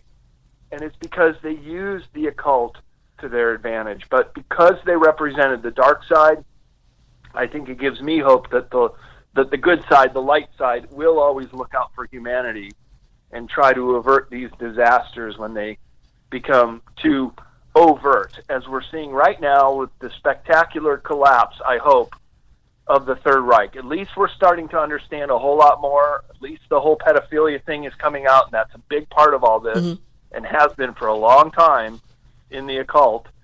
And hopefully the rabbit hole just keeps extending for people, and they understand that the real generals in all this are the malevolent ETs. And this is why Earth is a prison planet, and has always been designed that way. And it's really up to us, through the revolution of consciousness, to break out of this. It's really our only hope here, because we are in a screen trap. Our souls are basically trapped here on this planet. And I get into this in future esoteric. And this even goes into other philosophies and belief systems, that when you get attracted to the light at the end of the tunnel, when you die, your memory gets swiped. And you get sent back into an earth body, and you don't remember any of your past lifetimes. This is not the case with benevolent ETs. They have clairvoyant recall of all their past lives. So think about it. If you were a nuclear physicist 5 lifetimes ago and you have total clairvoyance, you would still be that nuclear physicist in this day. But that's not the case with Earthlings. We are just swiped clean, thrown back to prison planet, and recycled. Here we're manipulatable, and we're back in the cycle. You got it. Well, I find that very frustrating. Well, because, that's depressing. It is depressing, but you have the cycle of, I guess, how does that tie in with, in some beliefs, you have these people coming back to try to learn something until they get it right. How does that tie into that, Brad?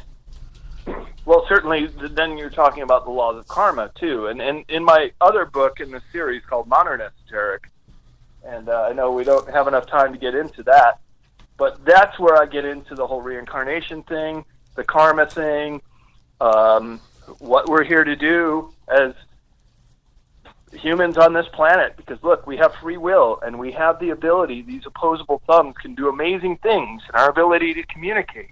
We do have the capacity to be in this council of extraterrestrial benevolent beings. We have that ability, but we're being suppressed. And so what we're dealing with right now is the great unveiling. For the very first time in human history, at least since the time of the ancient Greeks, and there have been a few other times that humans have gotten really close to having that light bulb moment, that 100th monkey moment, where we just all wake up simultaneously, but it's never quite happened. And we're right there again. We're right on the precipice. And we're walking the razor's edge between dropping into World War III and destroying this planet and everyone and everything. And it's already going on with the chemtrails and all the other destruction that's going on. Or we can round up these psychopaths, make the revolution consciousness, and get them out of the way and get on with being to the golden age, to this prophesized age where there can be no more war on this planet. If we can see it in our lifetimes, it would be the greatest time to ever be alive. So that would be the greatest time to be alive. That has not happened. That has the potential. Is there another time in history where you think, in your opinion, it would have been also been a good time to have been alive? Would that be pre-industrial revolution, or a simpler time where we're connected to the earth and we're living off the earth, or where would you rather live, now or some other time in the past? I think I already have lived many lives. I think the time of the ancient Greeks was one of those periods where it was a absolute blossoming of consciousness, and I would be attracted to these periods of time when this happens. I think to be alive during the time of Atlantis, some of the antediluvian civilizations on this planet, or Lemuria. Library of Alexander. Time. Yeah. Alexandria Library, whatever that is, yeah. The great library that got destroyed. Yeah, even though there were far, far less humans on the planet, they were of a much higher consciousness level. Mm-hmm. You could also say the time of when the Great Pyramid was built, the Osirian Empire, post-Atlantis, the technology and most of the minds went there. You could also say the Indus River Valley, the time of Mohenjo-daro and the great civilizations along the Indus River of India, Pakistan, as well as Mesopotamia, present-day Iraq, the ziggurats, and all of them have pyramids. That's the other commonality. You get pyramids around the world, so you have these civilizations that go way back. And that's another thing, that our history, we have amnesia. We can't go back farther than about 6,000 years, and that's total bullocks. We know it goes way, way farther back than that. And one of my talks I give at, will be at Contact in the Desert this year, is going to be on the giants, all the skulls of double-rowed teeth and six-fingered, clearly not humans, of these other entities. And no one talks about it. No, but we got to start talking about it, because it's the real, true history of our planet, and all the out-of-place artifacts that have been found, and so many other things that lead you to believe that high-tech civilizations have been around for quite a long time on this planet. As I said, maybe in much, much smaller numbers, but they've been here. And something happened to wipe it out or erase it from the history books, as to why it was there, and we de-evolved from that higher technology, and something happened and we dumbed down again. Yeah, isn't that funny? That is a real conundrum. Maybe not funny, but more ironic, I guess. Yeah, and that is, again, this is the generals. This is the malevolent force. This is the control of the planet. They absolutely cannot have humans wake up. When we wake up and we see their game, it's over for them, and they know it. So they have to do everything they can possibly do to keep humans in a state of amnesia, not remembering, and fighting amongst ourselves. So are we in danger? You, me, Spaceboy, and these other people you see at Contact in the Desert go to lecture to try to speak the truth. Are we in danger from these guys? These malevolents? Possibly. Great. Sometimes. But look, once you know that you're an eternal spiritual being, these bodies are just containers. You could take the body. Yeah, it would suck. I have a great life. I got a lot to live for. I want to keep going, but I'm not afraid of death. And if you try to hang that over me, well, worst case, you do lose your life, and there are researchers that have. Mm-hmm. But look, you could be a martyr. And if you look in history, the people who have made the biggest influence in history have also made great sacrifices. And yes, some of their lives were cut short. And I think of the peacemakers, like from Martin Luther King to Gandhi to even John Lennon, people that were outspoken and went against the system and paid the ultimate sacrifice. They're the ones that are remembered. And this is why there are holidays for some of these people, and considered the father of the country in India, like Gandhi. And he proposed nonviolent revolution. The same thing. The revolution is consciousness. We just have to wake up and then understand this stuff, know that we've been lied to and deceived for a very long time, that everything that comes out of the TV and most of the textbooks in school that we read were designed to keep us in this box. They do not want our consciousness out of that box, because that box is Pandora's box. We all know I that believe you. Open, because it gets out. I've learned so much doing this show and talking to people like you of things I never heard of actual events that happened in our history that I was never told in middle school, high school, grade school. And I'm shocked. I'm still shocked by that. Of course not. It's been highly edited, and that's putting it mildly. Our real history and what's really happened, including what has happened on this continent and the antediluvian civilizations that were right here. Look at the mound sites in the Midwest. And I did a book called Sacred Places North America. Mm-hmm. I traveled cross country 4 times working on this book. I did Sacred Places Europe, finding these Neolithic, megalithic complexes that defy imagination, yes. How they were able to move these kind of stones. And then you look at all the megalithic complexes around the world, from Sacsayhuaman in Peru to the Great Pyramid, to many other megalithic sites worldwide, as well as pyramids worldwide.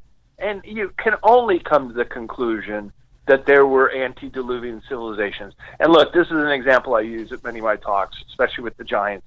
This planet has been habitable for millions of years. Okay, it's been an oxygen-rich, plenty of resources to feed yourself planet for millions of years. So to think that our history just starts 6,000 years ago in the Fertile Crescent, and then you get places like Göbekli Tepe, which are 12,000 years old, by the way, that just flipped that notion completely on its head. And then you get all these out-of-place artifacts, as well as skeletons of giants, as well as dwarves. Now, I find this interesting, and I bring it up at my talk on the giants, that it's also dwarves. And just a year ago, the journal Nature, which most scientists will say, oh, that's a respectable journal, I can believe that. Okay, well, they came out with this article about the Flores man. And they said in the article, who stood only 3 foot tall for a woman or 3.5 foot tall for a man, about half our size, that they were not related to Homo sapiens. They're just another branch of human-like species that lived on this planet, okay? So now science admits that, but they won't go any further than 8 foot, 10 foot, 12 foot, 15 foot giants. And in the fossil record, in the skeleton record, we have numerous examples of these beings existing, as well as the hieroglyphs of Egypt. So if anybody's coming to Contact in the Desert or any of my other conferences this year, this is my big talk that I'm going to be bringing up and showing about 50-plus slides in my PowerPoint presentation, making the case for this. When is Contact in the Desert this year? It is June 1, 2, 3, and it's now in Palm Springs at the Renaissance Resort. In air conditioning. Yeah, that's right. No more dealing with the elements of the desert. As much as I love that location. So, Brad, as we wind down, this is the opportunity I like to give all our guests as a thank you and appreciation of you coming on. Go ahead and plug your social media and any books that you want to tell our space cadets and all that good stuff, and promote. If you wish. Right. Well, thanks, guys. So if you want to know more about me, the Weird Street Faire, the books I publish, my own books, what I'm all about, brad-olsen.com is my website. CCC Publishing is my book website, and that's a lot more content because I include the Google Book app, so you can browse all of the books that I've written and half a dozen authors who have published their books, including Leo Lion-Zagami, who's a a big hit right now. And you can go to my YouTube channel, Esoteric Series, or you can listen to me every Wednesday on Revolution Radio, late night in the Midlands, and on Facebook Live, the Esoteric Circle. And I've been reading chapters. Sometimes I have guests on, and sometimes we do a wrap-up of the conferences I speak at. But mainly I'm reading the chapters from each of the esoteric books. And this Wednesday will be the conclusion of Modern Esoteric. So I finished that book, and I'm going to start Future Esoteric in April. Oh, cool. So and it's like the audiobook version, plus liner notes and interviews afterwards. So I invite people to check that out every Wednesday. And social media, I got Brad-Olsen on Facebook, CCC Publishing, Sacred Places, 108 Destinations, and Esoteric Book Series are a couple of my pages on Facebook. This is how I knew you were going to be cool to talk to, Brad, is because I dug around your website, and you are an admirer of Gary Larson's The Far Side cartoon. So I was like, okay, we need to talk to this guy. So. Oh, he's the best. He was the best.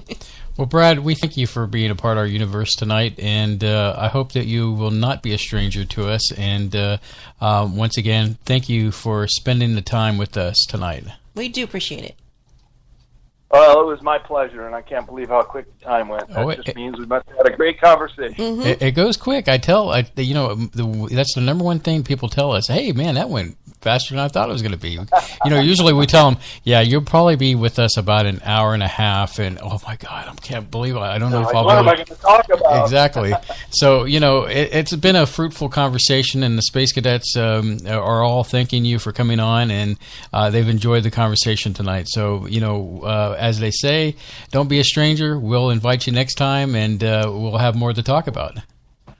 That sounds great. Well, it was a pleasure speaking with you both, and I look forward to the next time as well. All right. Thank you. Have a good evening. You too. Bye-bye. Wow, what an interesting conversation, huh? Still want to kill Skype. Yes, but I knew he was going to be cool to talk to because we've heard him before, and I, doing research on him, I'd heard him before. So, well, he sounds like a righteous dude. So he's a righteous dude. I was looking forward to it.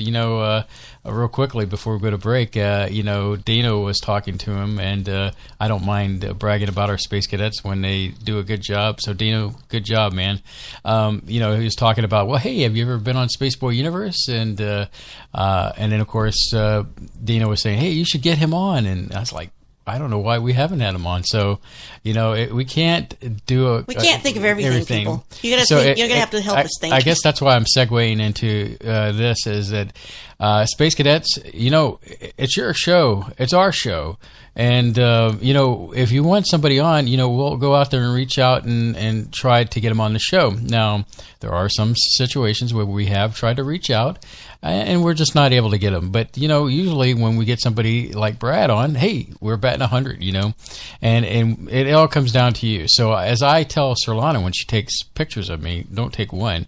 Take many, because you're going to find a gem in there somewhere. No, it's because you're narcissistic. Oh, well, that's a different story altogether. So on that magical note, we'll be back after this.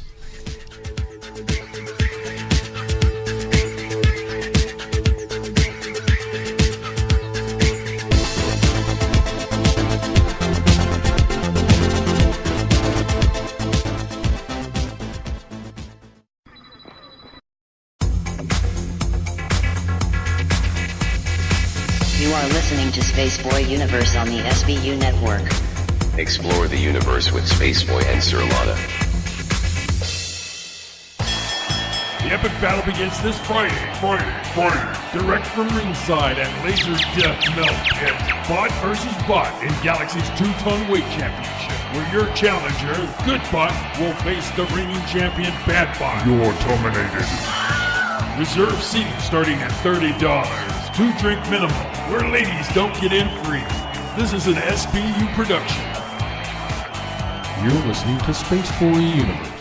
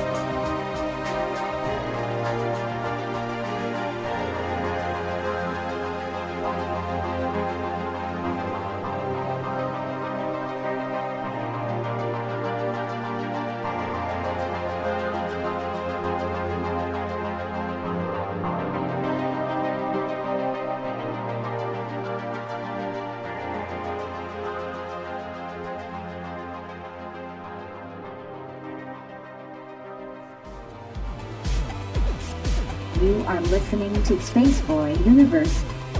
Here are your hosts, Spaceboy and Sir Lana. Welcome back. This is the segment that Solana likes to call No Content. This is the I have no content prep for the last hour. You know, I have been, doing content like it's nobody's business out there, posting to my Facebook wall. You know, a lot of people get during the week and say, wow, Spaceboy is really posting some stuff out there on his wall. And I usually do this because it helps me prepare for the show because, I find little nuggets here and there. And, it's just cool, interesting stuff that is out there on the internet. And I can bring it here and let y'all listen and talk about it. Speaking of which, today is St. Patrick's Day. I'm just looking that up. Happy St. Patrick's Day. I'm not going to sing the St. Patrick's Day song. I don't know if Patrick Sporer has a song either, but It's a cultural and religious celebration. And it's also a key moment, a time that sci-fi, not trying to promote sci-fi, but anyway. We know your Leprechaun returns in 2019. Yes, the old show where the old Leprechaun comes back and in full fashion. I don't know if it's... Say that again? What? What you just said? The Leprechaun returns? Leprechaun? Leprechaun, the horror? The horror show. The movies. I don't know if it's Warwick or not. Is it still going to be Warwick Davis? It can't be anyone else. I can't imagine he would let anyone else play that as long as he's alive. I want to say the last Leprechaun that came out was... He liked playing it. Yes, he did like it, but I don't know if he was the most recent Leprechaun recently. Let's see here. Minnesota, Toronto. I'm not sure. I'll have to dig into that. But apparently Sci-Fi is, I guess, going to resurrect the Leprechaun series and bring it back to Sci-Fi. Well, if he's not in it, I'm not. He probably wouldn't be because if it's a series, he probably wouldn't commit to that. Right, but if he's got that Star Wars money. If it was like a one-off, like a Sharknado kind of thing, each year. Probably do it. Yeah, I mean, why not? I think he's banking, all the movies he's done well for himself. Yeah, he's got Star Wars money. He's got Star Wars money. He's been in Star Wars that you can't tell. Even recently, he's been in Star Wars. He's got Harry Potter money, too. Yeah, he doesn't probably ever have to work again. No, and he can hang out with our good friend, I can't believe I just forgot his name. Ricky Gervais. I'm not friends with him. Not him, but Carl. Carl Pilkington. Funniest things I ever saw was they had come back from their Idiot Abroad series where they sent Carl Pilkington and Warwick Davis together around the globe. Mm-hmm. And of course, Carl does not want to travel. He hates it, and he moans about it. He complains about it, and Warwick embraced it and loved it. Of course, Warwick is well known and well loved across the whole world, and no one gives a crap about Carl, as they shouldn't. But so they went together and they did this thing, and they came back and did like a press media conference where they sat up on a stage with Steve Merchant and Ricky Gervais because they produced it and set up special tasks to torture Carl. They would put Warwick in these nice hotel rooms, and they would send Carl to like a flop house, back alley to sleep in, to torture him on purpose. And they were at this, so they're at the media press release after it's over, and it's Ricky, Stephen Merchant, Warwick Davis, and Carl Pilkington, and they were talking about all the things that Warwick has been in, like Harry Potter and all this stuff. Mm-hmm. Of course, Carl doesn't know any of this. He only knew he was the Ewok that played with Carrie Fisher in, the Empire Strikes Back. That was his one claim to fame at one time. Return of the Jedi. Return of the Jedi. And it upset Carl that everywhere they went around the world, that's all people talked to Warwick about, and it's all Warwick talked about with other people. And he was annoyed. And he says, you don't see me moaning about the fact like, if I was in that Labyrinth thing one time. He goes, I was in Labyrinth as two different characters. And he's like, what? And that whole press conference was hysterical. Even Warwick was laughing. He's like, I was in here. He starts going through his whole movie database that he was in. He's like, I didn't know all that. It's like, yeah, because you're an idiot. And that's the gag, is Carl's an idiot. That's funny. That's why he's comedy gold.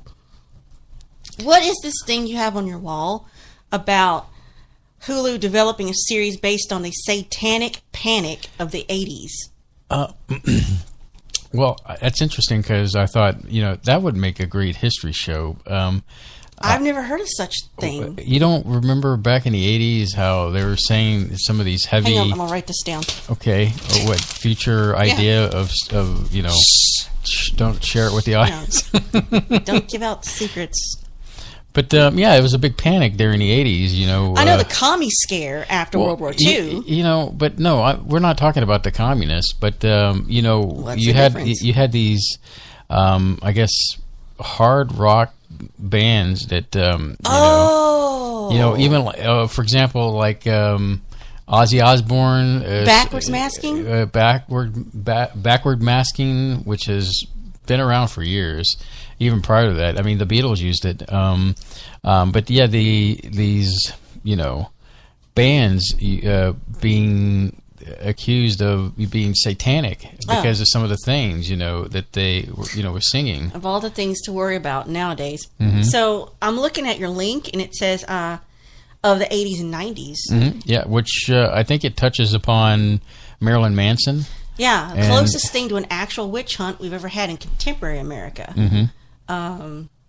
Based on a real story, docudrama, but it's a looser kind of fictional interpretation of the phenomena that actually happened. It's called Demons.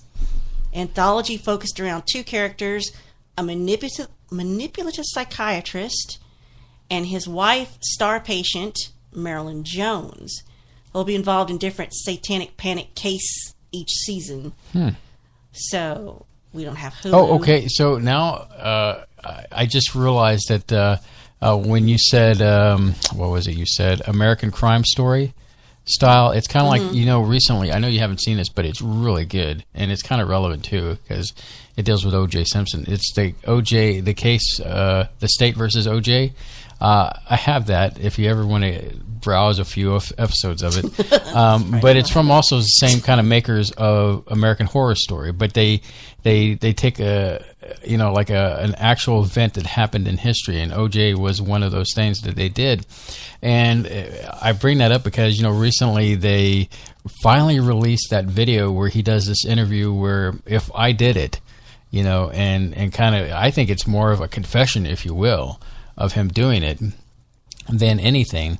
I still have my thoughts about, because he mentions, I know I'm segueing into the OJ thing. He mentions about this guy named Charlie, but there has been a theory that doesn't get talked about that possibly one of his sons was there when it happened. OJ's sons? Yeah, and it's a theory that's out there, and I'm really surprised nobody has expounded upon that theory that maybe his son was the one that committed the atrocious acts against Ron and Nicole Simpson.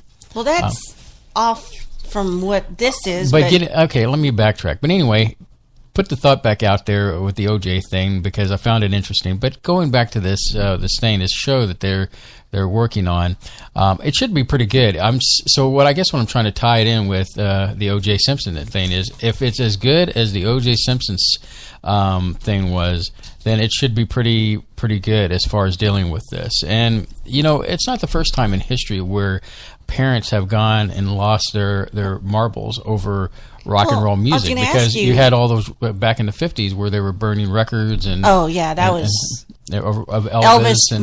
Elvis moved his hips, and oh my God, we're all going to go in hell. Well, this says it talks about a famous case, a trial, McMartin trial in California, where a social worker asking leading questions convinced dozens of children to testify that they had been ritually abused in occult ceremonies led by the owner of the school.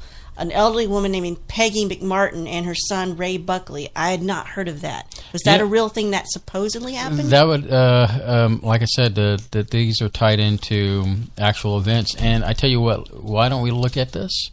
I do a little research, and I think it's a fascinating subject.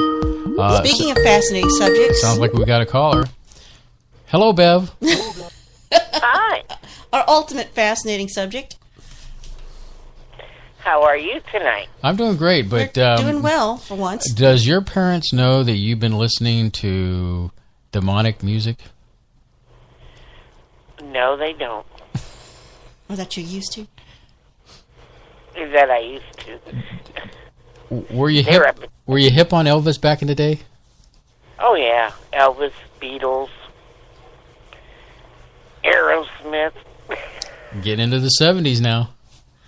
Yep. I still like Aerosmith. Aerosmith was rocking hard all the way into the 90s. Mm-hmm. Oh yeah. In fact, he's well pickled. I mean, for a guy his age. He's a nice preserved stack of skin flesh, isn't he? Oh, look at Mick Jagger. And man, Mick Jagger looks old. Mm-hmm. Yeah. When his bottom lip touches the ground, it really touches the ground, I guess. Well, you know, that's what happens over time. Your lips start to sag, and then you have to kind of hold them up. Amongst other body parts. Well, I didn't go there, but thank you, Bev. Good night, everybody. Hey, I got a trivia question for you. Shoot. Do you know what the original color for St. Patty's Day was? Do you? No. Know? Okay, first of all, Solana, I'm doing a play-by-play. She's over there looking at me like shaking her head. Like, you know, you're supposed to know that she's shaking her head no.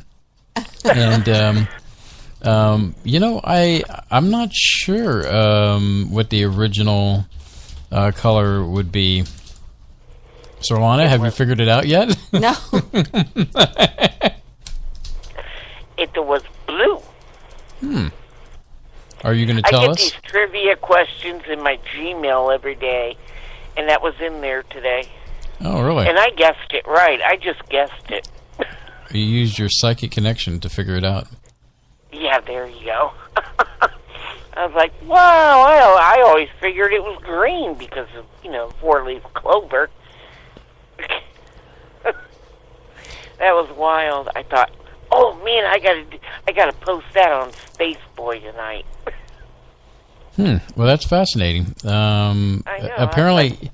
Apparently, it has to do with the shades of blue associated with St. Patrick of Ireland. Mm-hmm. The color blue's association with St. Patrick dates back to 1780s, and was later adopted as the color of the Anglo-Irish Order of St. Patrick.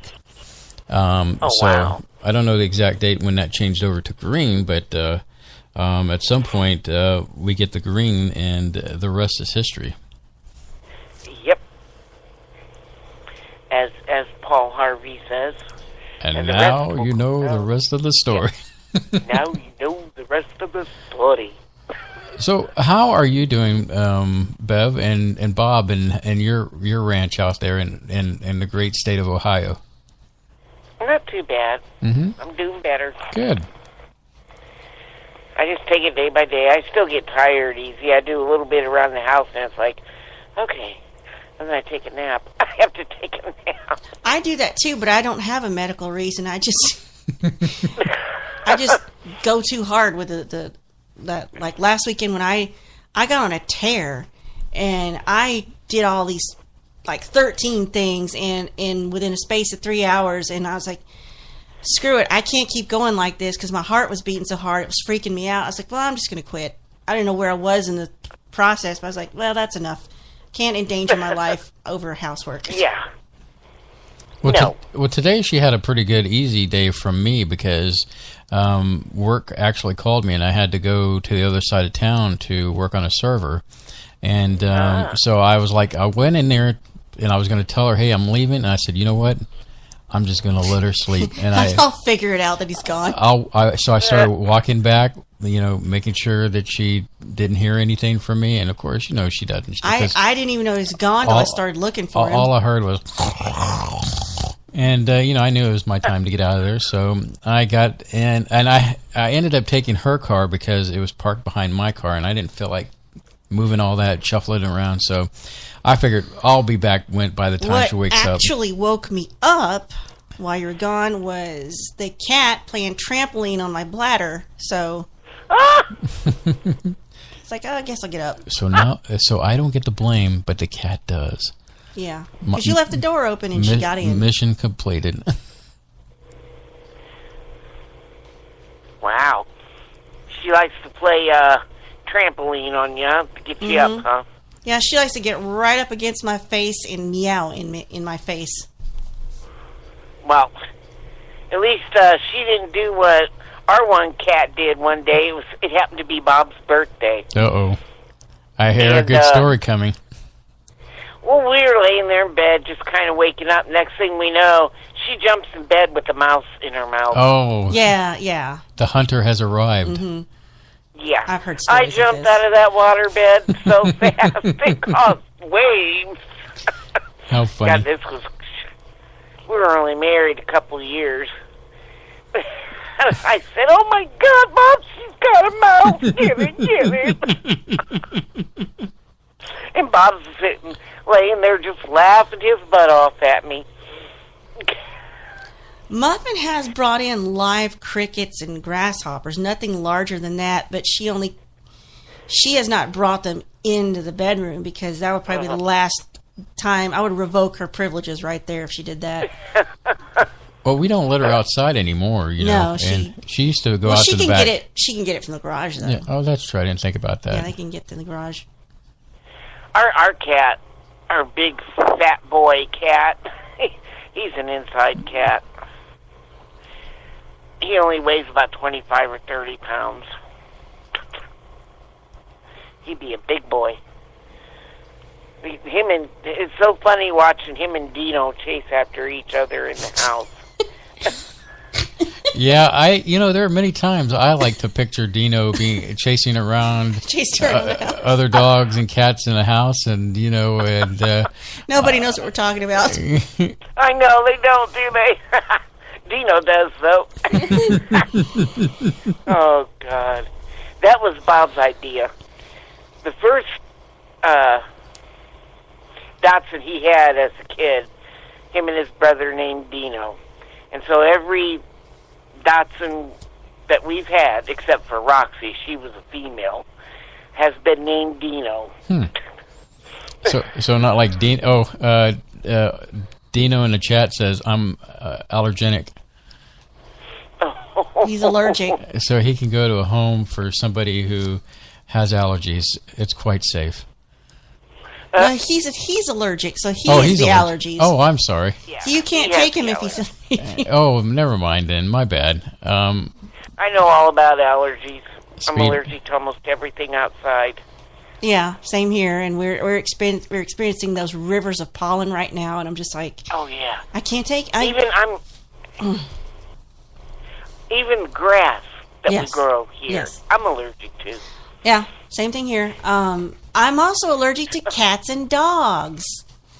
Now, see, I'm not allergic to cats and dogs. I'm allergic to cattle and gerbils. I'm allergic to cattle. I'm allergic to, cat dander.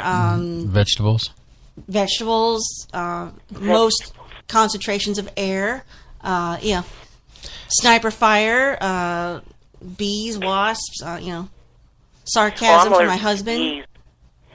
Bob's allergic to wasps, and I'm allergic to bees. Spaceboy's allergic to my driving. Did you know that? He breaks out in hives and starts sweating. And he don't like it when I drive. I asked him the other day, I says, well, so we didn't have any gas in my car, and I was just going to take my car to my doctor's appointment. And he goes, well, I guess I'll have to take you. And I said, well, if you drive me there, can I drive you home? He goes, no. He goes, I don't trust you with my new truck. I wish Spaceboy was like that. Me. He's like, I don't feel like driving, but I want to go with you. And I'm like, well, then you don't get any leeway to see one thing about how I drive. If I drive with one hand on the wheel, if I'm not paying attention, you don't get to say a word. So what happened on the way to going to pick up some delicious chicken for you today? That was not my fault. Okay, but go ahead and tell the audience.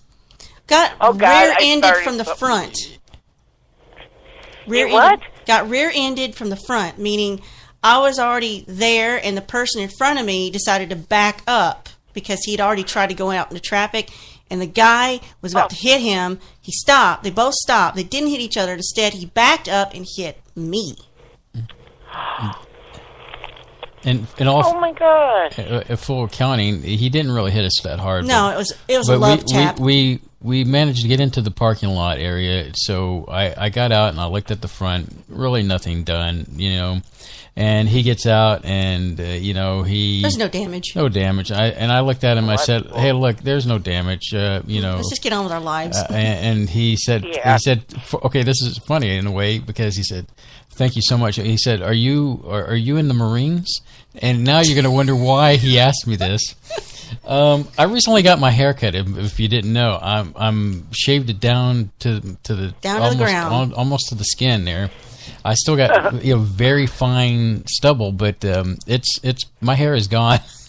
And he's rebooting his head. Yeah. So he says, "Yeah, are you in the Marines?"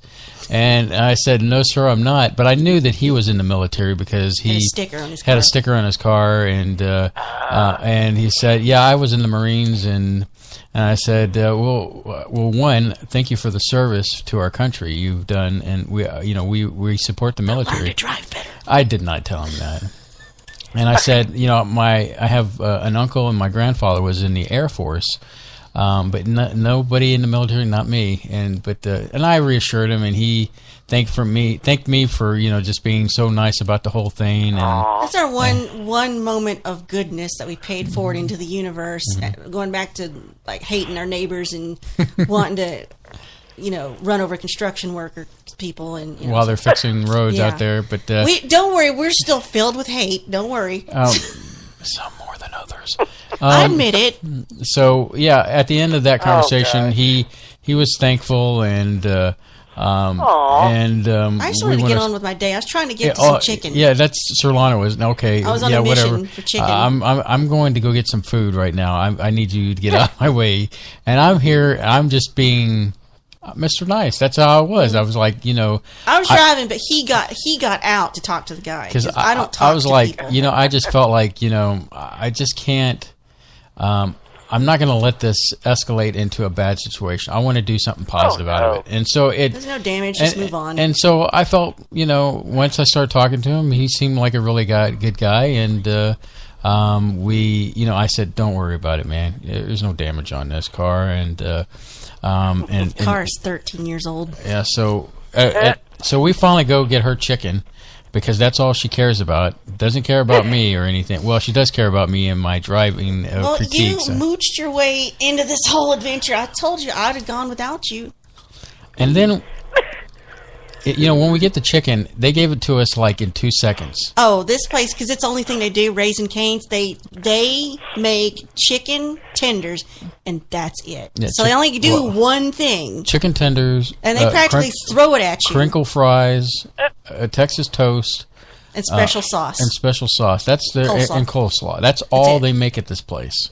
And and it's kind of like the old thing where you say, I do one thing and I do it well, kind of thing. And you can have 3 of them, you can have 4 of them, or you can have 6 of them, and that's it. So with that said, we go through the drive-through within 2 minutes. That's how quick it was. Yeah, they threw it at me and we're gone. I had to have one of the new pretzel twist from Sonic, which was right next door. Right next door. So we pull up to the thing, and here's okay. I'm driving. I hope Miss Michelle's not listening, but I say that, and she was there. Yeah, she was there earlier. So I apologize for the goat. So yes, no soup for you. So I go up, and Solana's ordering for me. She orders me 2 pretzel twists and a Route 44 Diet Coke. And she says, and Solana says, that's all. And then the woman comes back and repeats the order and says, is that going to be all? Is that going to be all? And it's like... They're so tied into their script, they can't recognize words you say. Mm-hmm. Uh-huh. Are you sure that's all? You sure you don't want some, you sure you don't want like 18 more things? You sure you don't want some French fries? Or are you sure you don't want some... We're lonely. We need to make things. Well, in this case, I don't think they could barely get it anyway. So we pull up, and we wait, and we wait.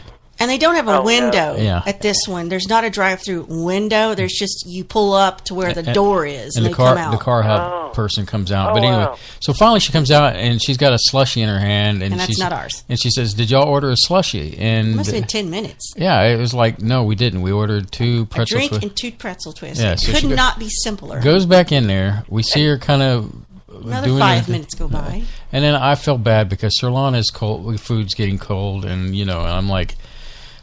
This person and is you're dragging this thing down. Yeah, exactly. So finally, I just said... The people behind us can't get around. Yeah, because there's no way there's no room. They don't. It's not like at most restaurants. You know how they have a secondary lane or you pull out a third lane. Yeah. They were locked in. They were locked in. So finally, I said, Cirlana, let's go. Let's go. We have not given them the money or our card, so we just screw it. So I guess we get all the way up and get ready to turn out into the street. And then the lady comes out, and I think she had your stuff. Had our stuff, and but at that point it's like, I had to put in a fake word, Twinkie, for a substitute dirty word. Let's go on. Let's Twinkie it. So. And so that's our story today. Cirlana gets hit in a major traffic accident. It's not major. Because she was driving. And I guess for me, she just gave me a double salute right now. Uh-oh. And she's not telling you she's number 1, that you're number 2, right? No, she's definitely saying I'm number 2. And at Sonic Store, we came back to the Sonic that's nearest where we live, and we got served in like 3-4 minutes. He got what he wanted. I don't think it was less than that. Plus cheese dip, so it's not like he went without. So. Well, on that note, we're at the bottom of the hour, Bev. We got to take our break. Okay. We love it when you call in, and you're a big part of the universe. I love it when you call me Big Papa. Well, that's Bob. What's Lana? No, don't even worry about it, Bev. Don't even worry about it. Just know we love you. Somebody will get it. Well, we love you too. Awesomeness. Okay, I guess we'll talk to you soon. Alrighty, have a good week. You too. Bye-bye. Don't work too hard. Oh, never. Bye-bye. Bye-bye. All right, so that's our usual conversation with Bev, and you've got 2 fingers up. Are you doing the British? Just go do your thing, man. Doing my thing, man. Do your thing, man. Run the show. Doing my thing, man. So anyway, you're listening to Space Boy Universe. I'm Space Boy. She's Cirlana, and we'll be back.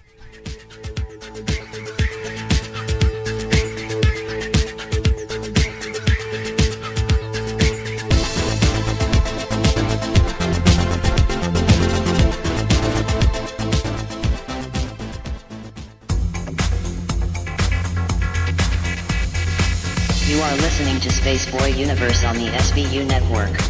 Explore the universe with Spaceboy and Cirlana.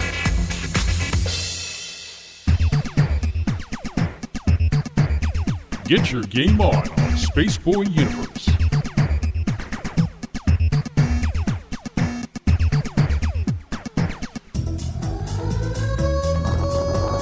Level up with Spaceboy Universe. No quarters, no problems. Play it at Spaceboy Universe.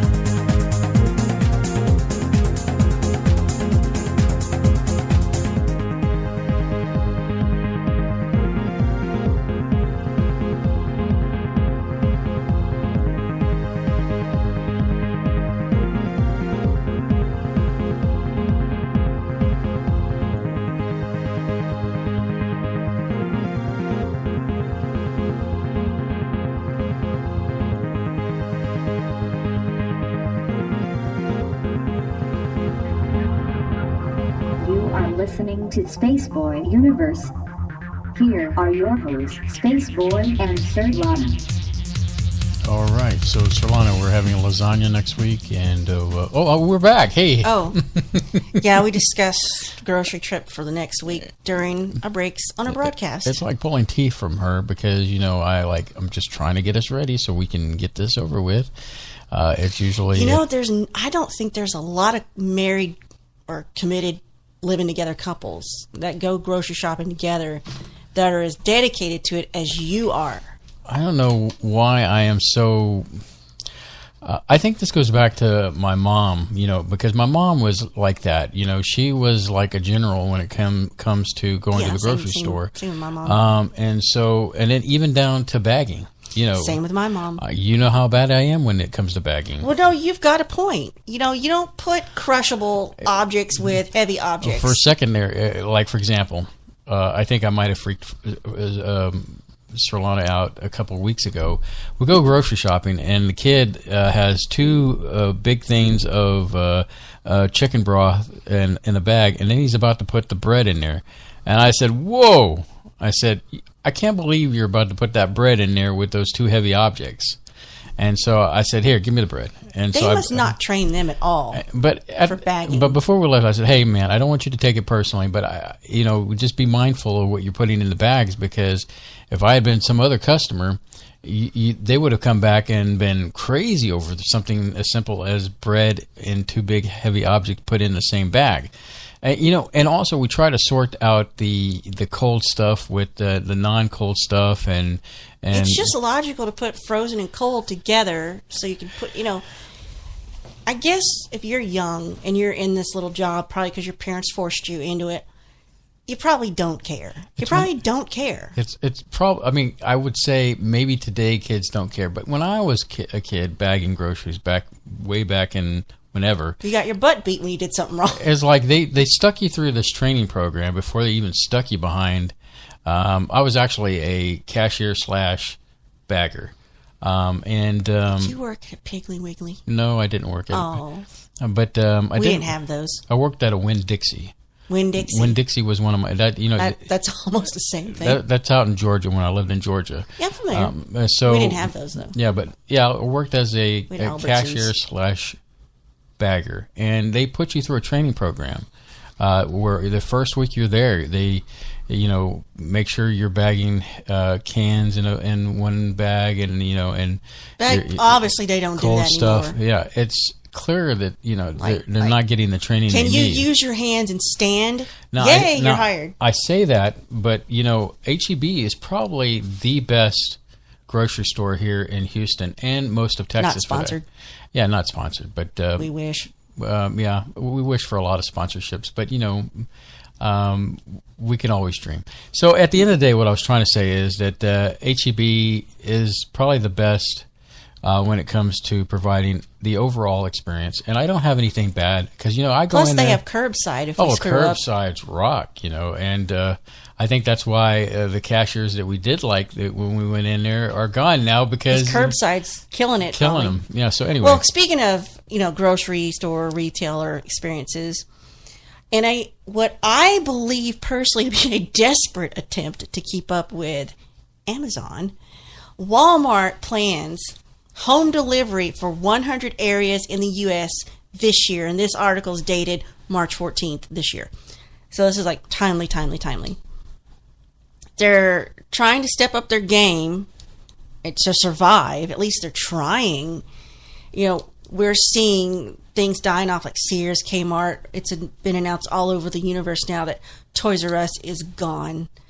Yeah, they've been slamming that on social media. So it's like it's your fault. It's your fault. Yeah, it's all our fault. We know that Amazon bought Whole Foods, and that's some kind of radical uprising there. And we don't know what that means as far as delivery and service for them. But so Walmart is going to go to 100 metro areas. You would think Houston would be one of these, but usually Texas gets pooped on by, even though Walmart's out of Arkansas, you'd think they would care. But anyway, so they've expanded 2,000 they've expanded 2,200 stores this year, which is up from 1,200, which I thought they were closing because they were having problems. But I don't know. So it's trying to get their vast network of physical stores to keep up with Amazon's grocery services that are online, because now they own, because like I said, Amazon owns Whole Foods. So Walmart's trying to combat that using 18,000 personal shoppers to go into a Walmart and pick groceries for customers ordering online. But let me tell you something. For you and me, that would almost be a godsend not to have to go into our local Walmart. But on the flip side, there's some mind-boggling gems in there. Every now and then you'll see by sight. Few and far between, like that time I saw Spider-Man and the Easter Bunny together. So, I mean, what you going to sacrifice your personal entertainment with that? So, are you sure you weren't drinking Baileys at the time? Not in Walmart. They don't have Baileys there. No, you do a pre-drinking session before you go into Walmart. Alcohol's dadgum expensive. That's why I can't be one. So Walmart's going to try to offer the same day delivery on groceries with a $9.95 delivery fee with a $30 minimum on your order. So that is interesting to me. It says they're trying to employ crowdsourced delivery service like Uber, which Uber Eats is a thing. Yes. Uber is kind of branching out into the different things. Yeah. So it's unclear if Uber Freight might be a part of this arrangement. I'm not familiar with Uber Freight, but I'm guessing it's just like, hey, you got a big truck, you want to haul something, we'll give you money. I assume that's what that is. But so they're trying to keep up with Amazon, and it's funny that Amazon just continues to be this giant. You remember the movie Wall-E, where they have that thing buy and large? Well, you thought, oh, well, that's a dig at Walmart because they're so big and they're everywhere and they're going to be taken over and they're going to be everything to us. Well, I don't think it's going to be Walmart. I think it's going to be Amazon. They're going to take Walmart's place, I think. No, I don't know about that. But, I do keep telling you that Walmart needs to change. And they're trying. I don't know if it's going to be quick enough or effective enough. It's just, as much as we use Amazon and all kind of different services, I don't like the idea of being the only one. I like healthy, legal competition. But if your business model doesn't work, then it doesn't work. And if it does work, it does work. So I don't know what but here's one more thing for you. You may find this interesting. Well, I'll be the judge of that. A $1.6 billion with a B, $1.6 billion lawsuit has been aimed at Spotify based on a law made for player pianos. Okay, do tell. Yeah, I thought that'd get your... So this is dated March 14th, so this is timely. So I didn't know this, but Spotify is getting ready to go public. I guess they're going to be traded publicly. You can invest in them. So that means the SEC's looking into their stuff, how legit they are, the business practices. I guess that's standard when you go public. So they launched way back in 2006, and Spotify, I believe, is a European thing. Because they had it in England way before we ever did. They had it in Europe, and yeah. So they were taunting us with it for a long time before we got it over here. So they're the world's leading streaming music service, believe it or not. And I do use it, and I do pay for it. Oh, I use it, and I use it heavily. But despite the fact that they're the leader, they're saying they're reporting a net loss of nearly $1.5 billion in 2017. Don't know why. Meanwhile, they have some weird lawsuits hanging over their head. One of them is the $1.6 billion lawsuit filed by Wixen Publishing. They're a music company that publishes people like Tom Petty, The Doors, and Rage Against the Machine, name a few. So what the heck's going on here? How they get into this pickle? The answer is complicated. They say the amount of money songwriters are making through streaming services is low, of course. Wixen's lawsuit exists because of a bizarre universe of convoluted legal matters that have no bearing on fairness, common sense, or even how technology actually works. So, Spotify's IPO filing, the going public, right, notes that its section on certain risk factors are saying, okay, the company is dependent on third-party licensing. Okay, that makes sense, which makes its business model vulnerable to bureaucracy and music licensing hiccups. It's complicated, I would think, the legalities of streaming music. It's complicated. So Spotify is being sued by Wix and Publishing because of mechanical licenses. It's a legal regime that was created in a reaction to the dire threat posed to the music industry way back when we had player pianos. Automated pianos with the paper rolls that, they have the little punch holes and they just automatically play by themselves. He says it gets weirder. The weird part is Spotify is being sued for literal paperwork. Wix says Spotify is legally required to notify songwriters in writing that they're in the Spotify catalog, a fact that escapes zero songwriters today, but the paper notice requirement made sense in the age of player pianos when songwriters could not be expected to keep track of every player piano out there in America. So it makes no sense in the age of Spotify, Pandora, Apple Music, why you would get paper to notify you. It should be an email, right? Right. Or a text or something. So the question of would it be fair to pay artists is a contentious one, but the story of how Wixon versus Spotify is not about paying the artists. It's about how notifying them. In a time when services like labels and artists have never been better poised to work under a centralized automated system for licensings and royalties, everybody keeps punching that in the face. So, nothing's ever simple in copyright law. When it comes to music copyright, it just gets convoluted, and it says the technology around music keeps evolving. So I guess laws can't get up to speed with the rate of technology. So Congress and other legislative bodies around the world are chosen to tack on little fixes, fixing the cracks and the legalities to keep the whole thing going. But there isn't one copyright in one song. It's 4 or 5 or 6, really a potentially unknowable number of rights scattered across this whole network. So it just goes in and in and in. They give a strange infographic here of, like, Girls Just Want to Have Fun. Did you know a guy named Robert Hazard wrote Girls Just Want to Have Fun, not Cyndi Lauper? She covered it and made it famous. Right. There's been many artists through history that have covered a particular song, or many of them you never know about. A writer writes the song for a particular artist and they sing it. It's not uncommon in the business. Well, so you've got this song, and on one hand you've got the performance, then you have the professional fees, and that goes out to AM, FM radio, internet radio, and satellite radio. Then you come back to this side of the tree, you've got the copy, the mechanical license for the physical phono record or CD, permanent digital downloads, and interactive streaming. And artists wonder, why are they getting paid peanuts? If not even, they're probably getting paid shells. From all this is because everybody's got their hand in the pie. In this digital age, it seems like you could avoid all that.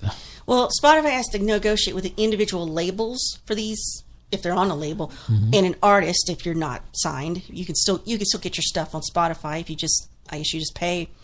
But when it comes to the rights, it pays mechanical rights. It's very convoluted. I mean, this article goes on and on and on. And it explains it, and as you read it, you're like, I still don't get it. But I understand that it could get pretty convoluted. Spotify knows exactly how much it's supposed to pay to music publishers, and when that money's being paid, it's going somewhere. They're not sure where, but the publishers aren't sure either. Spotify may not be sure where their money's getting paid to. So that's where the Wixon lawsuit comes in. So the baffling part of the Wixon lawsuit is Wixon claims that Spotify knew that HFA did not possess the infrastructure to obtain and acquire a mechanical license, and Spotify knew it lacked these licenses.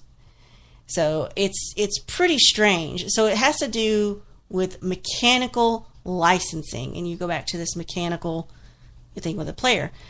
It is a long, drawn-out article, but I just thought it was just pretty silly that it goes back to something so old, as a mechanical player piano. Well, in many cases, there are laws on the books that go back, and strange ones, like you can't ride your donkey on a Friday afternoon kind of situation. What?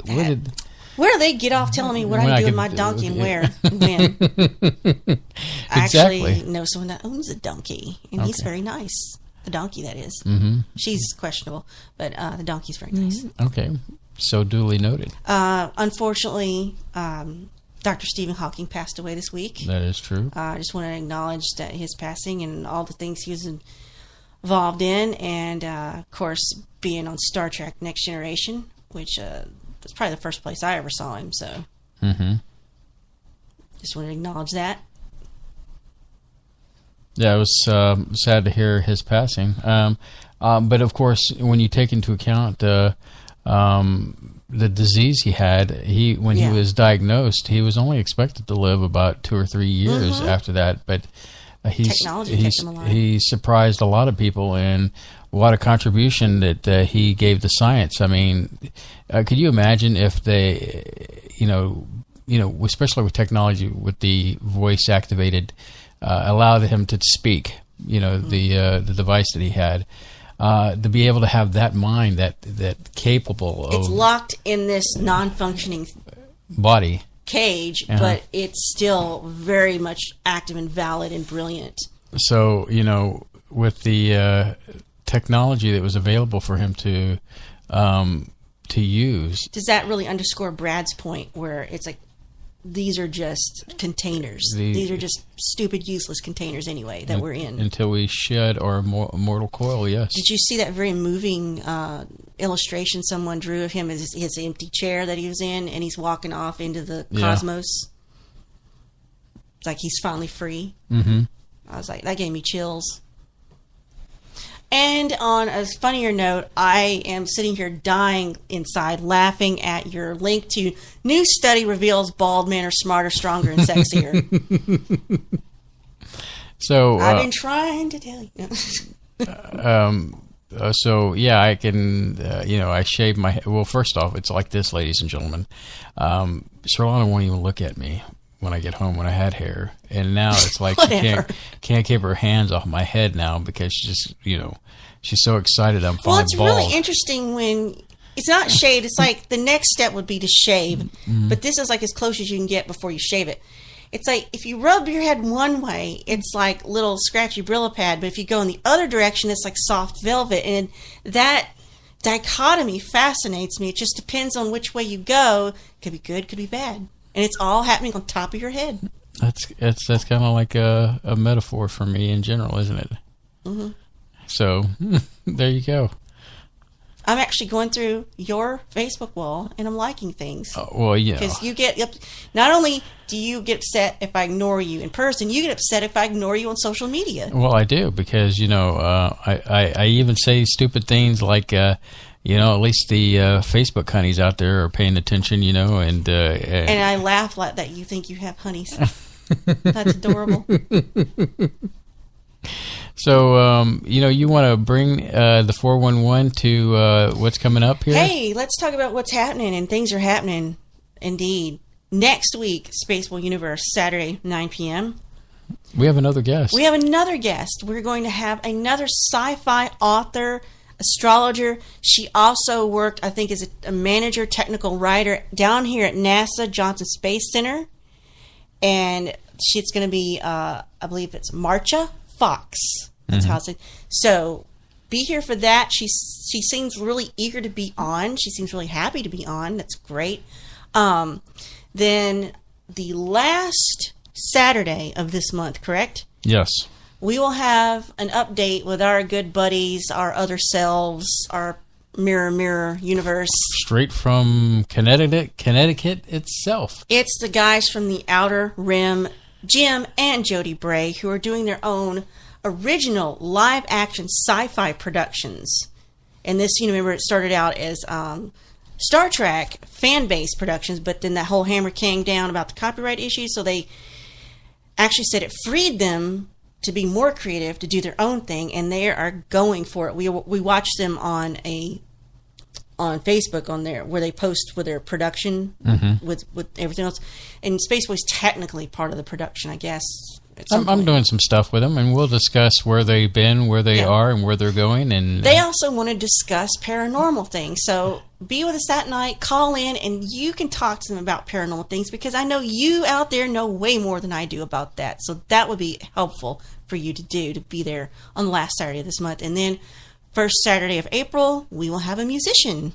Yes, Uncle Brent will be joining us of No Stone Music, and I've known Uncle Brent for a long time. We went to high school together, and he's a musician out there. We'll talk about music, change it up a little bit. I've been wanting to do a music show for some time, and that's looking good. And, we've gotten some recommendations for future guests, and we're going to be looking into the future, into April. Now, once again, with Comic Palooza almost upon us, or coming close, we don't know the exact number of people that we can bring on to the staff, but if you're interested and you're going to be in Houston, it's the weekend leading into Memorial Weekend? Memorial is on the third... It's the first Monday of the month, or the first Monday. It's the last Monday. That's going to be the 25th, the 26th, and the 27th of May. Yes. So if you're interested, contact at spaceboyuniverse.com. That's contact at spaceboyuniverse.com. Send us a message. You have to be willing to sit there and watch our stuff, and maybe even talk to strangers. Yes, so, there is some interactions involved, and you may have to be evangelical about Spaceboy Universe, and if you can't fake it, I guess you shouldn't apply. You shouldn't talk. You shouldn't talk to Sherlana, because I can fake it. So that's what's coming up, ladies and gentlemen. As always, if you have a guest that you want us to try to reach out to get on the universe, or a subject matter, we cover the history, we cover the fringe sciences, we cover gaming, music, pop culture, and technology. We're here because this is our show. It's your show. It's our show. And we have nothing better to do. So on that magical note, I believe that wraps up the program. We hope you have been blessed by this program, and we hope that you will join us next week right here on Spaceboy Universe. Good night, everybody.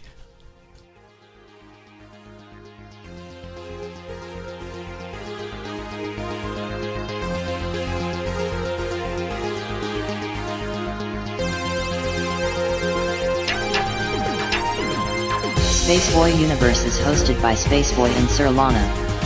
Executive producer is Sir Lana. Social media producer is Dennis Koch. Associate producer is Lee Ann Cordes. Music production is Spaceboy of SpaceboyMusic.com. Special thanks goes out to Lee Ann K, K28, Mark S, and Bob N. This has been a Spaceboy Universe production. Support the universe by exploring Spaceboy Universe with Spaceboy and Sir Lana. Sweet dreams, Space Cadets.